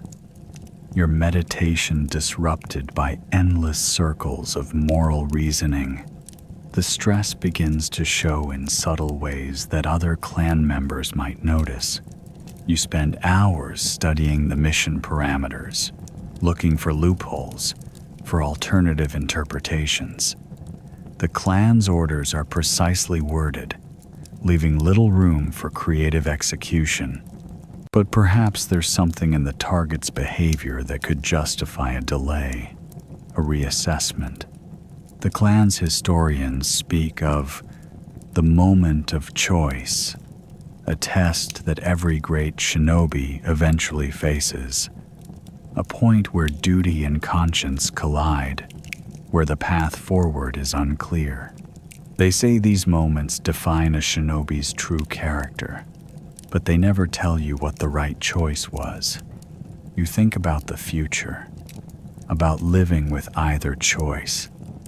If you complete the mission, you'll have to carry the weight of this death forever, knowing you killed a good man for political convenience. If you refuse, your death will be quick, but your family will suffer, and Yamamoto will still die. The complexity of the shadow world has never felt more suffocating. Every action has consequences. Every choice creates ripples that affect countless lives. The simple morality you were taught as a child, loyalty to the clan above all else, seems inadequate for the reality you now face. You spend a day following Yamamoto's children, watching them at their school, seeing how their father's kindness has shaped them. They help younger students, share their lunch with those who have none, stand up to bullies. The thought of making them orphans makes you physically ill. You review your own history with the clan. Every mission, every sacrifice, every moment of loyalty. You've killed before, many times, but always with the conviction that your targets deserved their fate. Always with the belief that you were serving a greater purpose, maintaining necessary balances in a complex world. The clan's teaching about necessary evil echo in your mind. Sometimes, they say, good people must die to maintain order, to prevent greater chaos. But who decides what constitutes greater chaos? Who weighs the value of one life against another? The philosophical questions you once dismissed as academic now feel brutally relevant. You consider trying to fake Yamamoto's death, but the risks are enormous. The clan has ways of verifying kills, and discovery would mean death for both of you. Besides, such deceptions have been attempted before, and the clan has developed multiple systems to prevent them.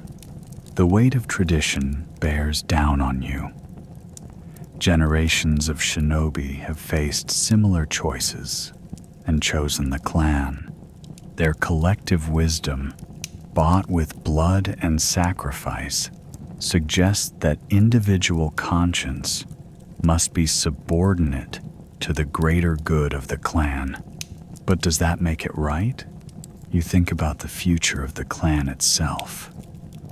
If good people like Yamamoto are eliminated for trying to prevent conflict, what does that say about the world you're helping to create? Are you preserving necessary traditions or perpetuating cycles of violence that should end? The physical manifestations of your stress become harder to hide. Your techniques lack their usual precision. Your chakra control wavers. Other clan members begin to notice, though none dare to question you directly. They can sense the weight of your burden, even if they don't know its nature. You spend a night in the clan's archive, reading historical accounts of similar situations. Most are cautionary tales about the fate of those who chose conscience over duty. But between the lines, you find hints of other stories, of shinobi who found ways to serve both, who managed to navigate impossible choices without destroying themselves. The deadline is now just days away. You must decide. The clan's eyes are on you, watching for any sign of hesitation or disloyalty. Your family can sense something is wrong, though they know better than to ask. The pressure becomes almost unbearable. You think about your own death, about how it would affect your family, your clan. Would your sacrifice mean anything? Or would it be just another cautionary tale in the clan's archives? Would it change anything? Or would the cycles of violence continue unchanged? The final night arrives. You suit up as usual, check your weapons, go through the familiar rituals of preparation. But this time, everything feels different. Each motion carries the weight of your decision. Each moment brings you closer to a choice that will define the rest of your life, however long or short that might be. You move through the darkness toward Yamamoto's house, your mind still racing through possibilities, still searching for alternatives. The weight of generations of tradition presses down on one shoulder, while the weight of your conscience presses down on the other. In these final moments, you must decide which weight you can bear to carry forever. The choice you make this night will echo through the rest of your life.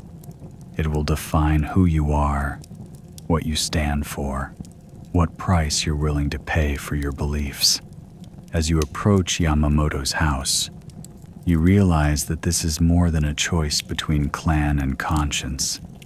It's a choice about what kind of person you want to be, what kind of world you want to help create. In the end, the choice must be made.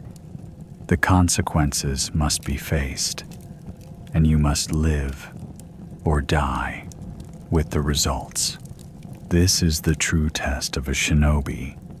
Not the ability to kill without question, but the wisdom to know when questions must be asked, and the courage to face the answers.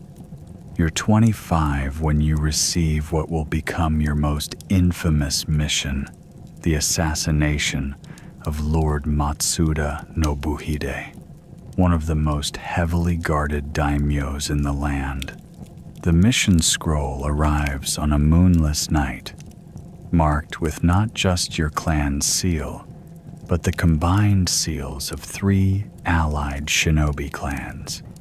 This is unprecedented. Never before have multiple clans united for a single assassination.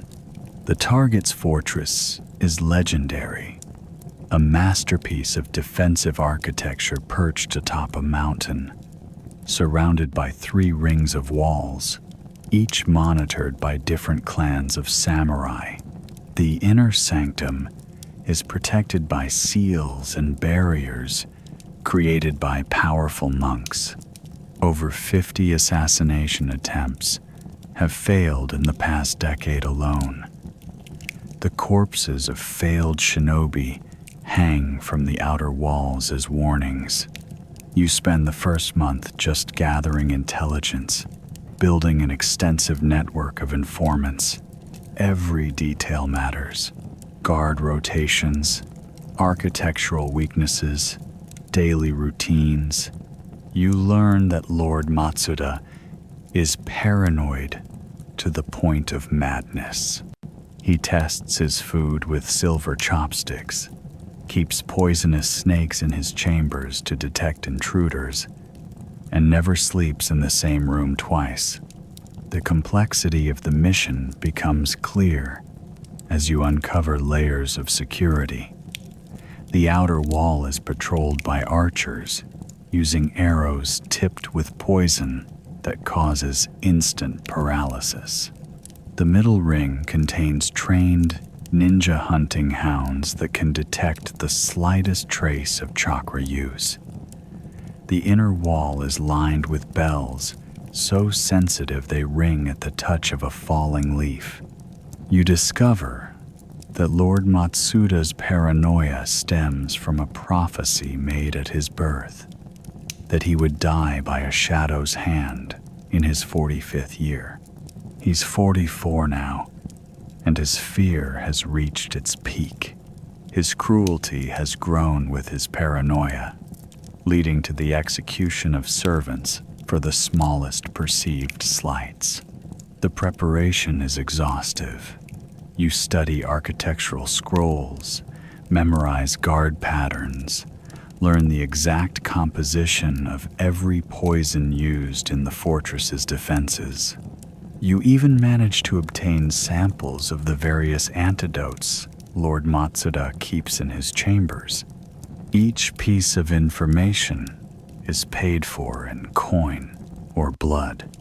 Your informants paint a picture of life inside the fortress. Servants walk on rice paper to prove they aren't ninja in disguise. Guards are rotated every 4 hours to prevent infiltration. Even the castle's cats are trained to detect unfamiliar scents and alert the guards. The level of security borders on the obsessive. You spend weeks developing new techniques specifically for this mission. Traditional methods won't work here. You create a seal that can temporarily suppress your chakra signature, though using it causes intense physical pain. You develop a new poison that can be absorbed through the eyes, leaving no trace in the body. The pressure is immense. The combined resources of 3 clans have been invested in this mission. Failure would mean not just your death, but potentially the dissolution of alliances that took generations to build. The political implications are staggering. You feel the weight of history on your shoulders. Training becomes brutal. You practice holding your breath for impossible lengths of time, moving without making a sound even on floors covered with autumn leaves. You learn to slow your heartbeat to near death, to remain perfectly still for hours, despite cramping muscles and numbing cold. 3 months into preparation, you receive word that another assassin attempted to reach Lord Matsuda. They found pieces of him distributed across all 3 walls of the fortress. The message is clear. There is no margin for error. A single mistake means death, and not a quick one. You begin to dream about the fortress layout, your mind endlessly rehearsing possible routes and scenarios. In your meditation, you visualize every step, every breath, every possible complication. The mission consumes you. You become a ghost in your own clan, speaking only when necessary, focused entirely on the task ahead. The psychological preparation is as intense as the physical.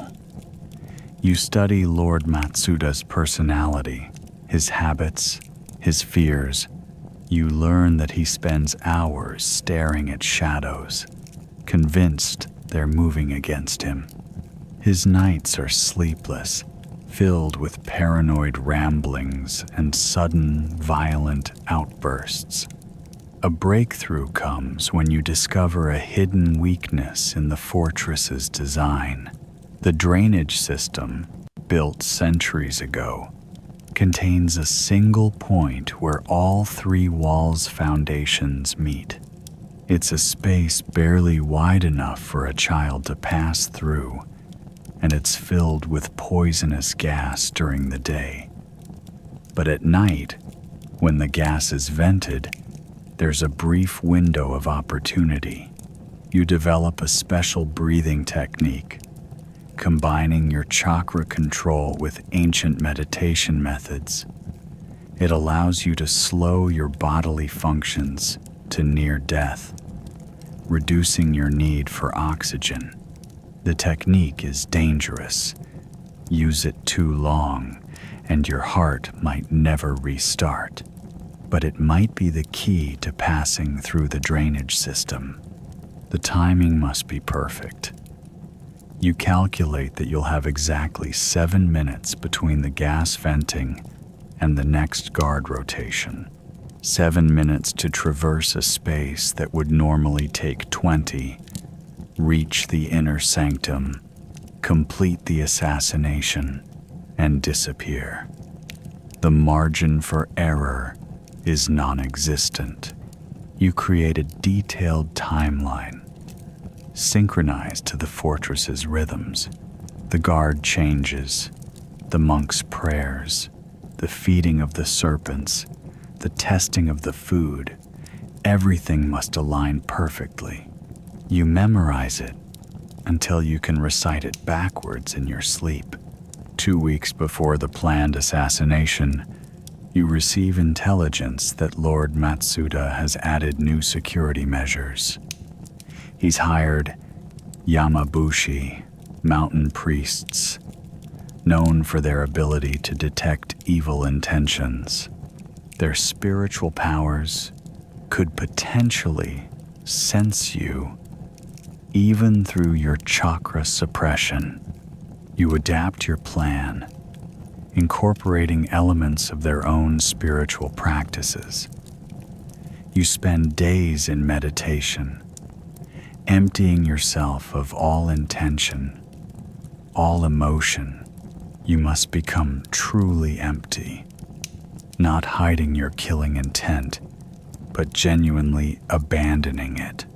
The assassination must be as natural and intentionless as a leaf falling from a tree. The night before the mission, you go through a purification ritual. You write death poems, settle all debts, make peace with your ancestors. There's a very real possibility that by this time tomorrow, your name will be added to the long list of failed assassins whose remains decorate Lord Matsuda's walls. The mission begins on a night of the new moon.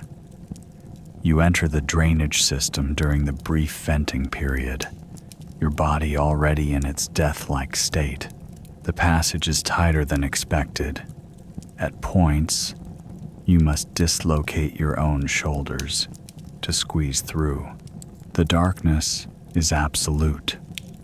The air thin and laced with traces of poison. You time your movements to the vibrations of the guards walking overhead. Each motion is precisely calculated. You've practiced these movements thousands of times, but now they must be perfect.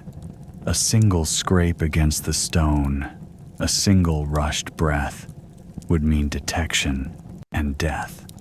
Reaching the inner courtyard, you encounter your first real challenge. The ninja hunting hounds are more sensitive than intelligence suggested. They can smell not just chakra, but the very absence of it. Your chakra suppression technique, instead of hiding you, makes you more conspicuous by creating a void they can detect. You're forced to adapt your plan mid-mission. Instead of suppressing your chakra completely, you match it to the ambient energy of the fortress itself. It's like trying to match the exact color of moving water, constantly shifting, requiring perfect control. One slip would trigger every alarm in the fortress. The inner sanctum proves to be even more heavily guarded than expected. The monk's barriers are layered and interlocked, creating a complex web of spiritual energy. You spend precious minutes finding a path through them, knowing that each passing second increases the risk of detection. You finally reach Lord Matsuda's current sleeping chamber, only to find him awake, staring at shadows on the wall. His serpents are agitated, sensing something they can't quite detect. The Yamabushi are chanting somewhere nearby, their spiritual energy making the air thick and heavy. The moment of assassination becomes a complex dance. You must time your movement to the shifting of the shadows, the swaying of the serpents, the rhythm of the chants. One wrong step, and everything falls apart. You become part of the darkness itself, moving with such perfect harmony that even the shadows accept you as their own. The killing itself is almost anticlimactic. A poison needle through the eye, designed to mimic a natural death.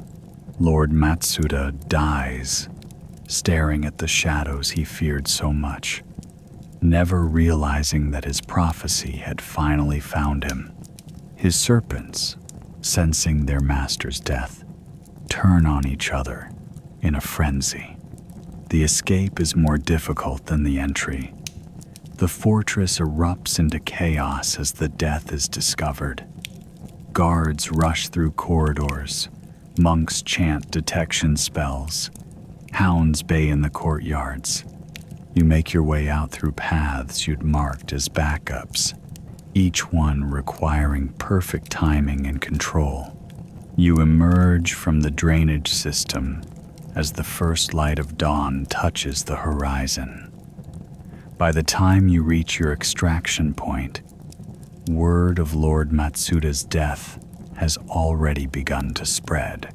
The political landscape of the entire region will shift because of this night's work.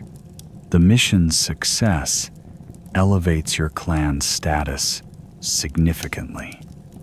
The alliance between the three clans grows stronger, built on the foundation of this shared victory. Your name becomes legendary in shadow circles, though, of course, no one outside the clans knows the true story of what happened that night. But the assassination changes you as well. You've pushed the boundaries of what's possible, developed techniques that will be studied by future generations. You've learned that the greatest challenges require more than just skill or courage. They require perfect harmony between intention and action, between the assassin and the shadows themselves. The legend of Lord Matsuda's death grows with time. Some say the shadows themselves came alive and took him. Others claim a demon answered his lifelong fears. Only you know the truth, that death came not through force or fear, but through becoming one with the darkness he so dreaded. This mission becomes a turning point in Shinobi history, marking the beginning of a new era of cooperation between clans. But for you, it marks a deeper understanding of your art. You've learned that the greatest power lies not in opposing or overwhelming obstacles, but in becoming so perfectly aligned with them that resistance becomes impossible. Years later, young Shinobi will study this assassination, trying to understand how you achieved the impossible. But they'll never know the full truth, that success came not from being the strongest or the fastest, but from learning to move so perfectly with the flow of darkness that even the shadows accepted you as their own. You notice it first in your hands, a slight tremor when forming seals, a delay between thought and action that wasn't there before. At 42, your body begins its quiet rebellion against decades of chakra manipulation.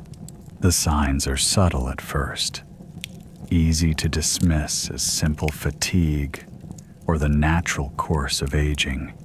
Your joints ache in ways that go beyond normal wear. Each morning, it takes longer to circulate chakra through your meridians. The pathways that once flowed like swift rivers now feel like streams choked with debris. Sometimes, attempting complex jutsu causes sharp pains that radiate from your core to your extremities. The medic Nin explains it clinically. Chakra, scarring, years of pushing your energy system beyond its limits have left internal burns and blockages. Like a sword repeatedly heated and cooled, the constant stress has created microscopic fractures in your chakra network. There is no cure, only management.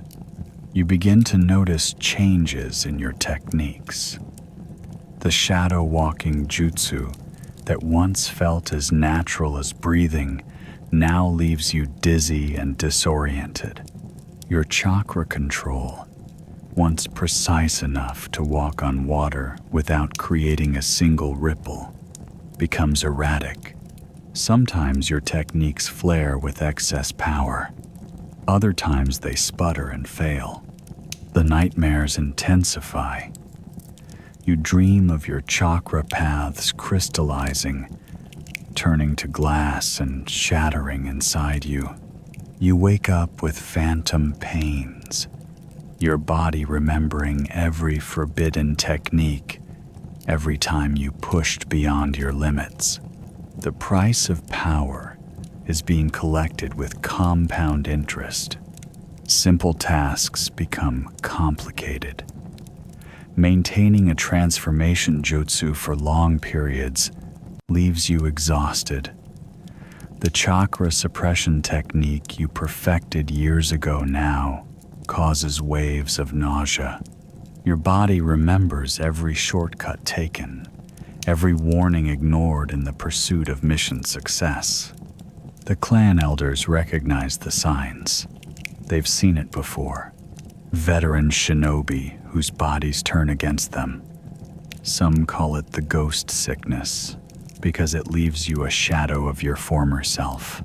They speak of retirement, of teaching roles, but you know what they really mean. You're becoming a liability. Your chakra network continues to deteriorate. There are days when you can barely mold energy at all, when even the basic techniques taught to children feel beyond your grasp. The medic nin suggests you stop using chakra entirely, but that's like asking you to stop breathing. This is who you are. The pain becomes your constant companion. It flares up during missions, threatens to expose you at crucial moments. You develop new techniques to compensate, rely more on physical skills and less on chakra manipulation. But in your line of work, such adaptations can only take you so far. Your body's decline accelerates. Techniques that once came naturally now require intense concentration. The strain of maintaining basic jutsu leaves you sweating and shaking. You start to feel the weight of every technique you've ever learned, every forbidden scroll you've ever studied. The worst part is the unpredictability. Some days you feel almost normal, able to perform your duties without issue. Then suddenly, in the middle of a crucial moment, your chakra network seizes up. It's like trying to force water through a frozen pipe. The pressure builds until something has to give. You begin to understand why some veteran shinobi choose to end their careers early, before their bodies make the choice for them. The alternative is this slow degradation, this gradual loss of everything that defines you as a shinobi. But you've never known any other life, never prepared for any other path. The clan healers offer treatments, acupuncture, herbal remedies, chakra-focusing exercises. They help manage the symptoms, but can't stop the progression. Your chakra network is like an old rope bridge, fraying strand by strand. It's only a matter of time before it snaps completely. You start to feel foreign in your own body. Chakra that once moved like quicksilver now feels thick and sluggish. Sometimes you can actually feel the damaged pathways, like lines of fire beneath your skin. The simplest techniques become exercises in pain management. The younger shinobi watch you with a mixture of respect and fear. You're a walking warning of what awaits them if they push too hard too fast. Some ask for advice on how to avoid your fate. You tell them what you wish someone had told you, that the human body wasn't meant to channel so much power. Your reputation begins to shift. Once known for your precision and control, now you're viewed as unpredictable, dangerous, but not in the way a shinobi should be. Mission assignments become fewer, less crucial. The clan is protecting itself from your decline. The medic nin starts talking about complete chakra network failure. It's rare, but not unheard of.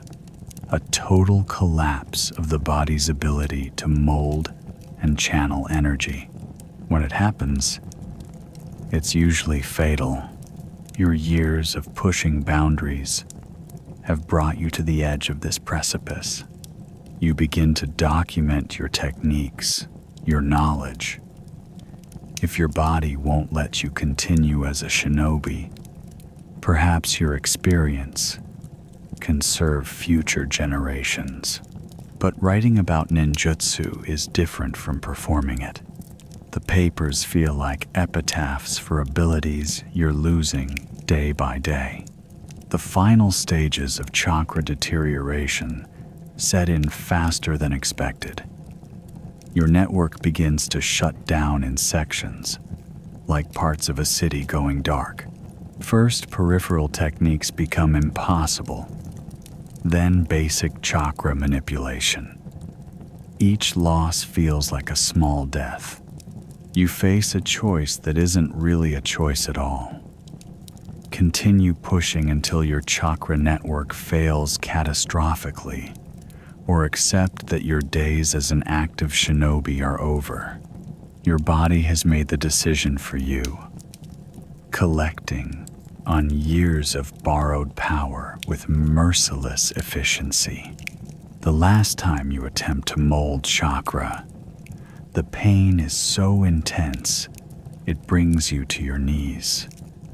Your network feels like shattered glass, every movement sending shards through your system. In that moment, you finally understand. This is how a shinobi's path often ends, not in glorious battle, but in the quiet betrayal of their own body.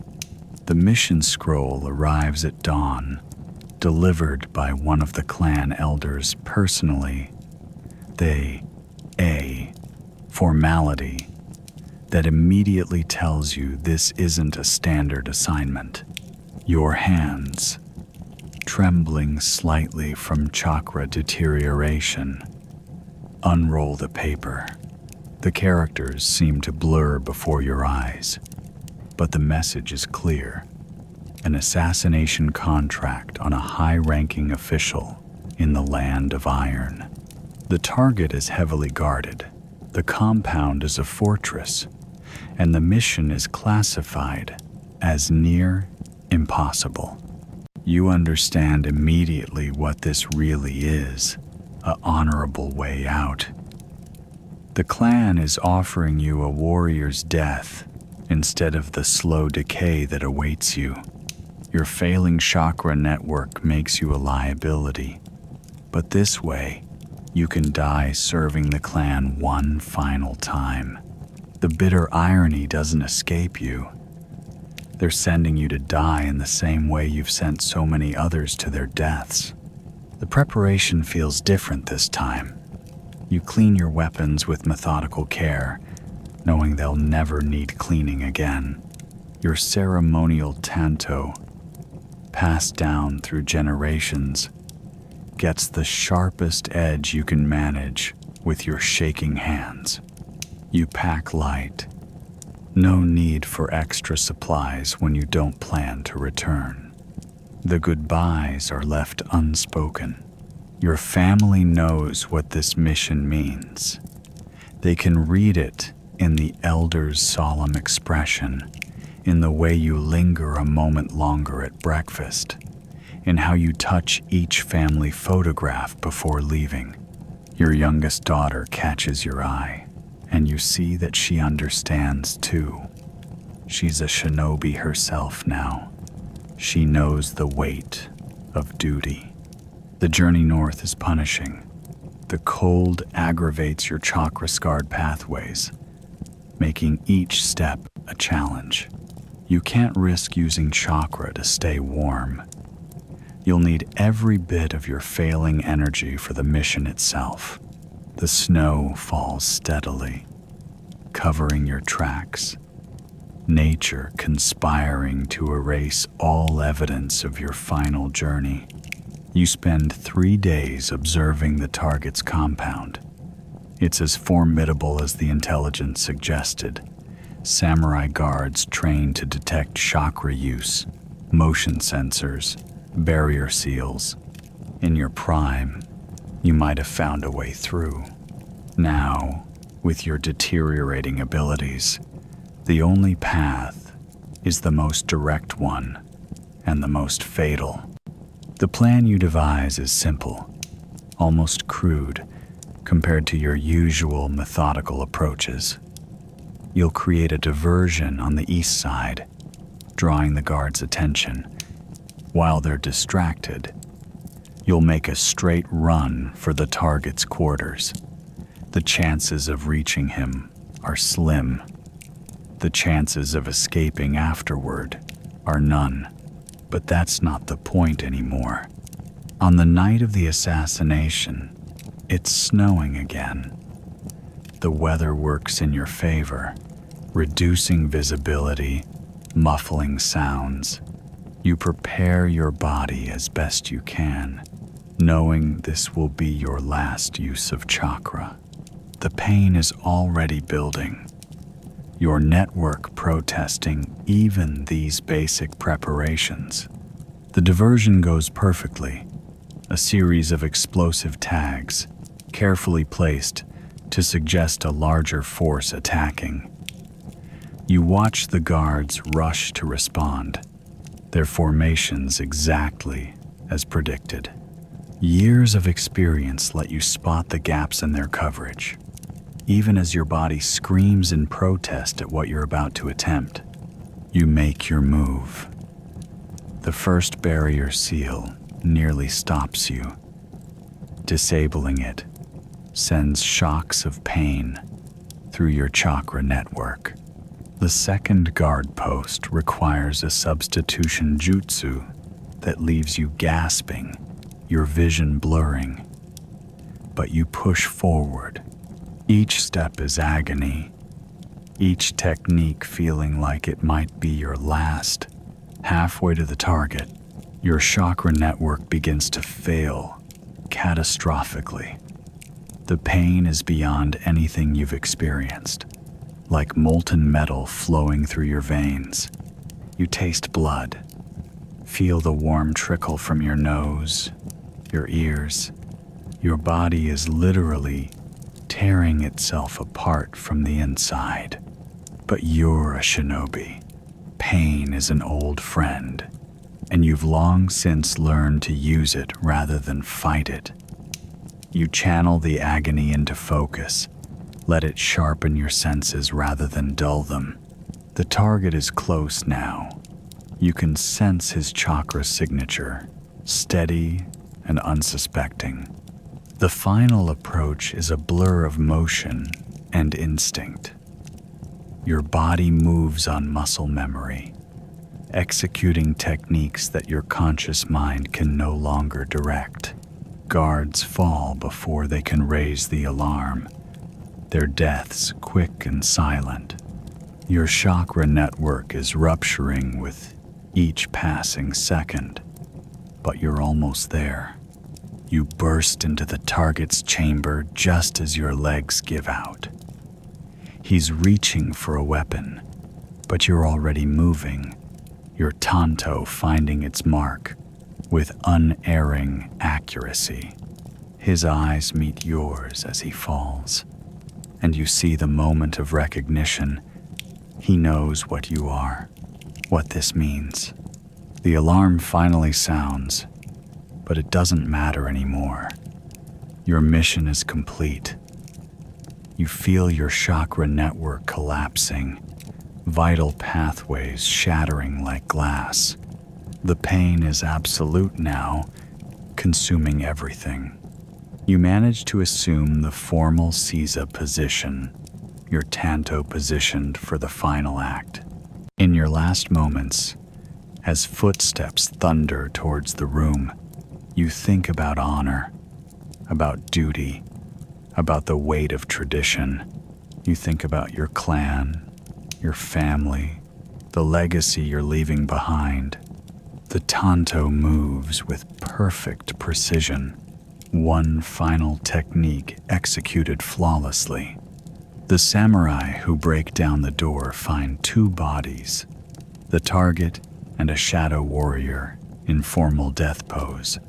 Tanto buried in the traditional point of honor. They will never know your name, never understand the full story. But your clan will know. Your family will know. You died as you lived, a shinobi, completing the mission at any cost. Later, when they examine your body, they'll find your chakra network completely destroyed, burned out from within. The medical reports will note that even if you had survived the mission, you would have died within hours from the systematic failure of your energy pathways. But you chose your own ending, turned your final weakness into a strength. Your name will be added to the clan's secret scrolls, your death marked as honorable service. Future generations of shinobi will learn of this mission, though the details will fade into legend. They'll speak of the shadow warrior who turned certain death into victory, who chose the moment and manner of their passing. In the end, that's all any shinobi can hope for: to die in service, to complete the mission, to maintain honor until the final breath.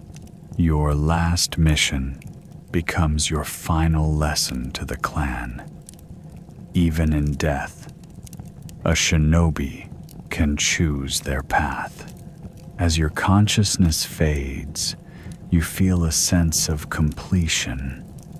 You die as you lived, in the shadows, serving the clan, maintaining the balance between honor and necessity until the very end. You've heard the legends all your life, tales of shinobi who could split mountains with a single jutsu, who could vanish like mist, who lived lives of glory and honor. Now, as you near your end, you understand the bitter truth. These stories were propaganda, carefully crafted lies meant to entice generation after generation into a life of shadows and sacrifice. The reality sits heavy in your bones as you sort through your personal scrolls, deciding what to burn and what to pass on. Your hands, scarred and trembling from decades of chakra abuse, unfurl a mission record from your prime years. The ink has faded, but the memories haven't. They never do. Each successful assassination marked with a simple red stamp. Each failed mission noted with a black seal. The truth behind each mark is far messier than any legend would suggest. You remember the famous assassination of Lord Matsuda 20 years ago. The stories tell of a masterful infiltration, a perfect kill, a ghost-like escape. They don't mention how you spent 3 days hiding in a sewage tunnel, fighting off fever and infection. They don't tell of how you had to kill an innocent servant who stumbled upon you, a young boy who reminded you of your son. The legend speaks of honor and skill. The reality was desperation and luck. Your fingers trace the outline of an old photograph hidden between mission scrolls. It shows your graduating class from the clan's training program, 26 young faces full of determination and pride. You're the only one still alive. The others didn't die gloriously in battle, as the stories might suggest. Takeshi died from chakra poisoning at 32, his body rejecting the forbidden techniques he'd been forced to master. Yumi took her own life after a mission went wrong, unable to live with the consequences of her failure. Kenji simply disappeared one day, probably buried in an unmarked grave in some foreign land. The legends speak of chakra as this mystical force, a gift that elevates Shinobi above ordinary humans. They don't mention how it slowly destroys your body from within. You look at your hands again, see the black lines of dead chakra pathways spreading like poison beneath your skin. Every technique you've ever mastered has taken years off your life. The price of power was always higher than anyone admitted. You think about the missions themselves, hundreds of them over the years. The stories tell of noble assassinations, of maintaining balance between warring states, of serving a greater purpose. The truth? Most of your targets were killed for money, for politics, for petty revenge masked as necessity. You were never a warrior serving a greater good. You were a tool, a weapon pointed at whoever could pay the highest price. The scroll containing your family tree sits heavily in your lap. The legends speak of proud shinobi lineages, of power passed down through generations. They don't mention the children born with chakra deformities, the miscarriages caused by genetic damage from forbidden techniques, the way each generation becomes a little weaker, a little more unstable. Your own grandchildren show signs of chakra pathway deterioration before they've even begun training. You think about the code of honor that's supposedly at the heart of shinobi culture. Honor. What a convenient word to justify the unjustifiable. You've killed sleeping targets, poisoned children, betrayed allies, all in the name of the mission, all sanctioned by this mythical code. The legends speak of noble warriors. The truth is that you're all just highly trained murderers, clinging to the idea of honor to avoid facing what you really are.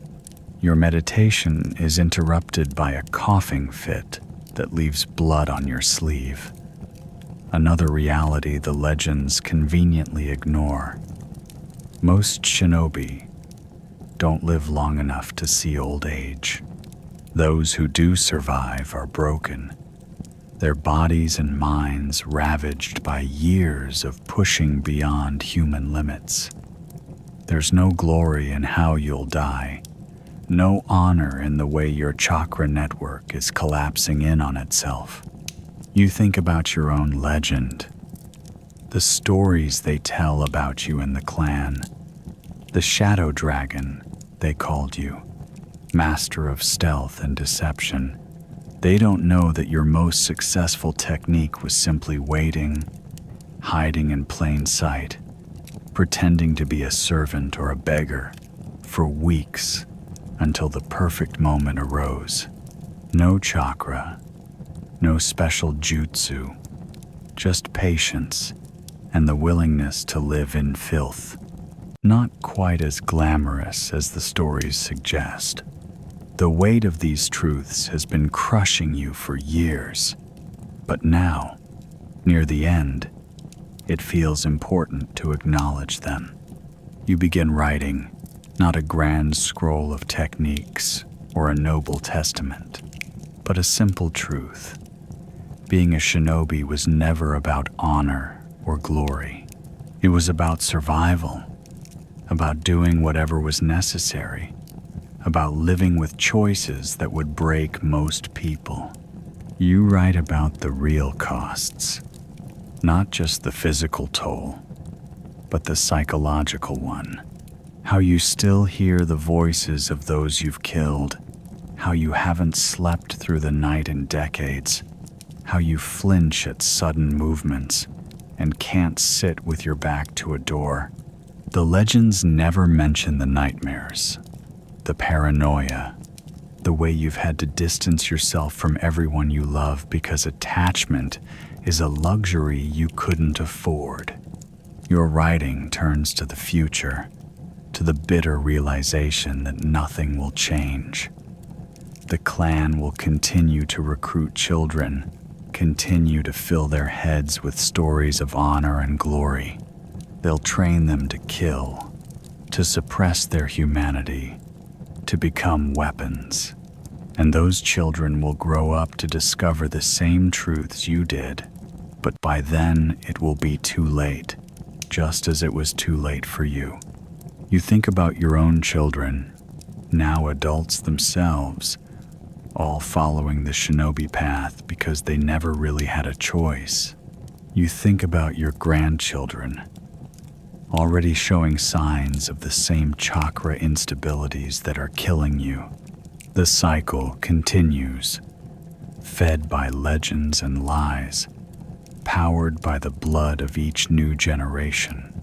As night falls, you seal your written testimony in a scroll and hide it where only your youngest daughter will find it. She's always been the most questioning, the most skeptical of the clan's traditions. Maybe she'll understand what you're trying to say. Maybe she'll be the one to break the cycle. You burn the rest of your records, watching years of mission reports and technique scrolls turn to ash. The legends, you realize, serve a purpose. They make it possible to continue, to justify, to recruit. But the truth is what it's always been. Being a shinobi means living in shadows, dying in shadows, and leaving behind nothing but more shadows. Your legacy won't be the stories they tell about you, the exaggerated tales of your exploits, or the techniques you've mastered. Your true legacy is the truth you've written down, the reality of what it means to live this life, to make these choices, to pay these prices. It's not a glorious legacy, but it's an honest one. And maybe, just maybe, it will help someone else see through the legends to the truth beneath. As you finish burning the last of your scrolls, you feel a strange peace. The legends will continue, but you've done what you can to preserve the truth. In the end, that's all any shinobi can really hope for. Not glory, not honor, but simply the chance to leave behind a small piece of truth in a world built on shadows and lies. You always knew it would end like this, alone, in the shadows, your body finally giving in to decades of abuse. The irony doesn't escape you as you lie here in an abandoned temple on the outskirts of a village whose name you never bothered to learn. You've spent your entire life dealing death from the shadows, and now death comes for you in much the same way. The pain has become your constant companion these past few months. It starts in your chakra pathways, burning, twisting sensations that feel like molten metal flowing through your veins. Your medical scrolls called it chakra cascade failure, a common end for shinobi who've pushed their bodies too far, used too many forbidden techniques, forced their chakra network to sustain decades of impossible demands. There's no cure, no treatment, just a slow descent into agony as your own power turns against you. You try to shift positions on the cold stone floor, but your body refuses to cooperate. The black lines of dead chakra pathways are visible now, spreading across your skin like a web of dark rivers. They've reached your heart. You can feel the irregular rhythm, the way it struggles against the poison chakra trying to maintain basic functions. It won't be long now. Rain patters against the temple's broken roof, and you find yourself thinking about your first mission. You were 12, hiding in the rain just like this, waiting to eliminate a merchant who'd crossed the wrong daimyo. You remember how your hands shook as you delivered the killing blow, how you spent hours afterward trying to wash the blood from beneath your fingernails. Now, decades later, you realize you never really got all that blood off. It just sank deeper, staining something essential inside you. A coughing fit racks your body, and you taste copper in your mouth. The scroll you're writing, your last mission report, though there's no one left to read it, is spattered with blood droplets.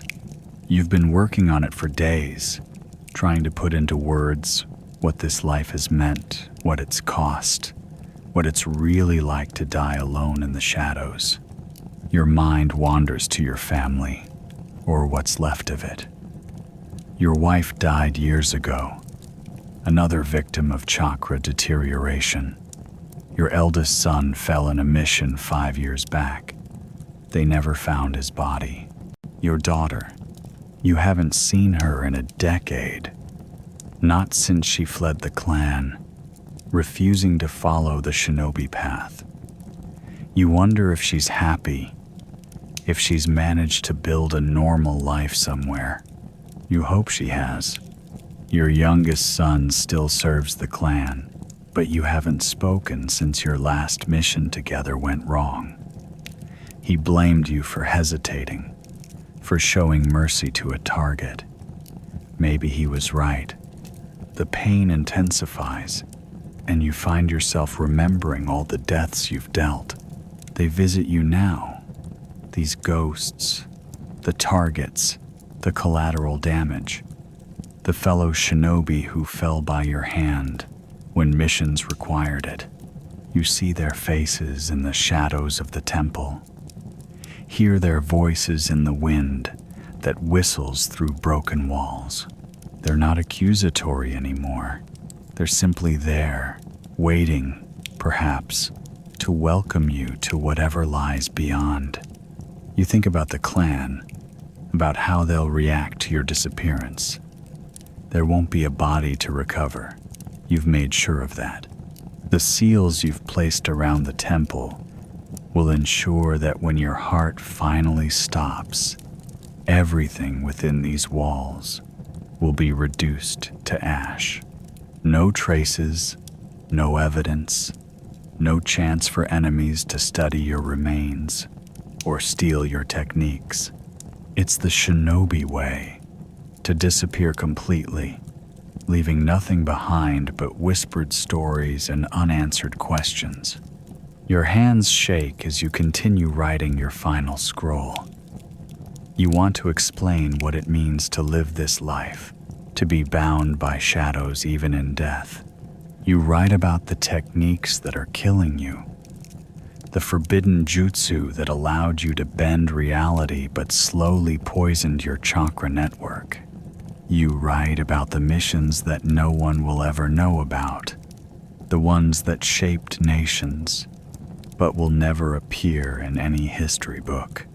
The pain reaches a new peak, and you have to stop writing for a moment.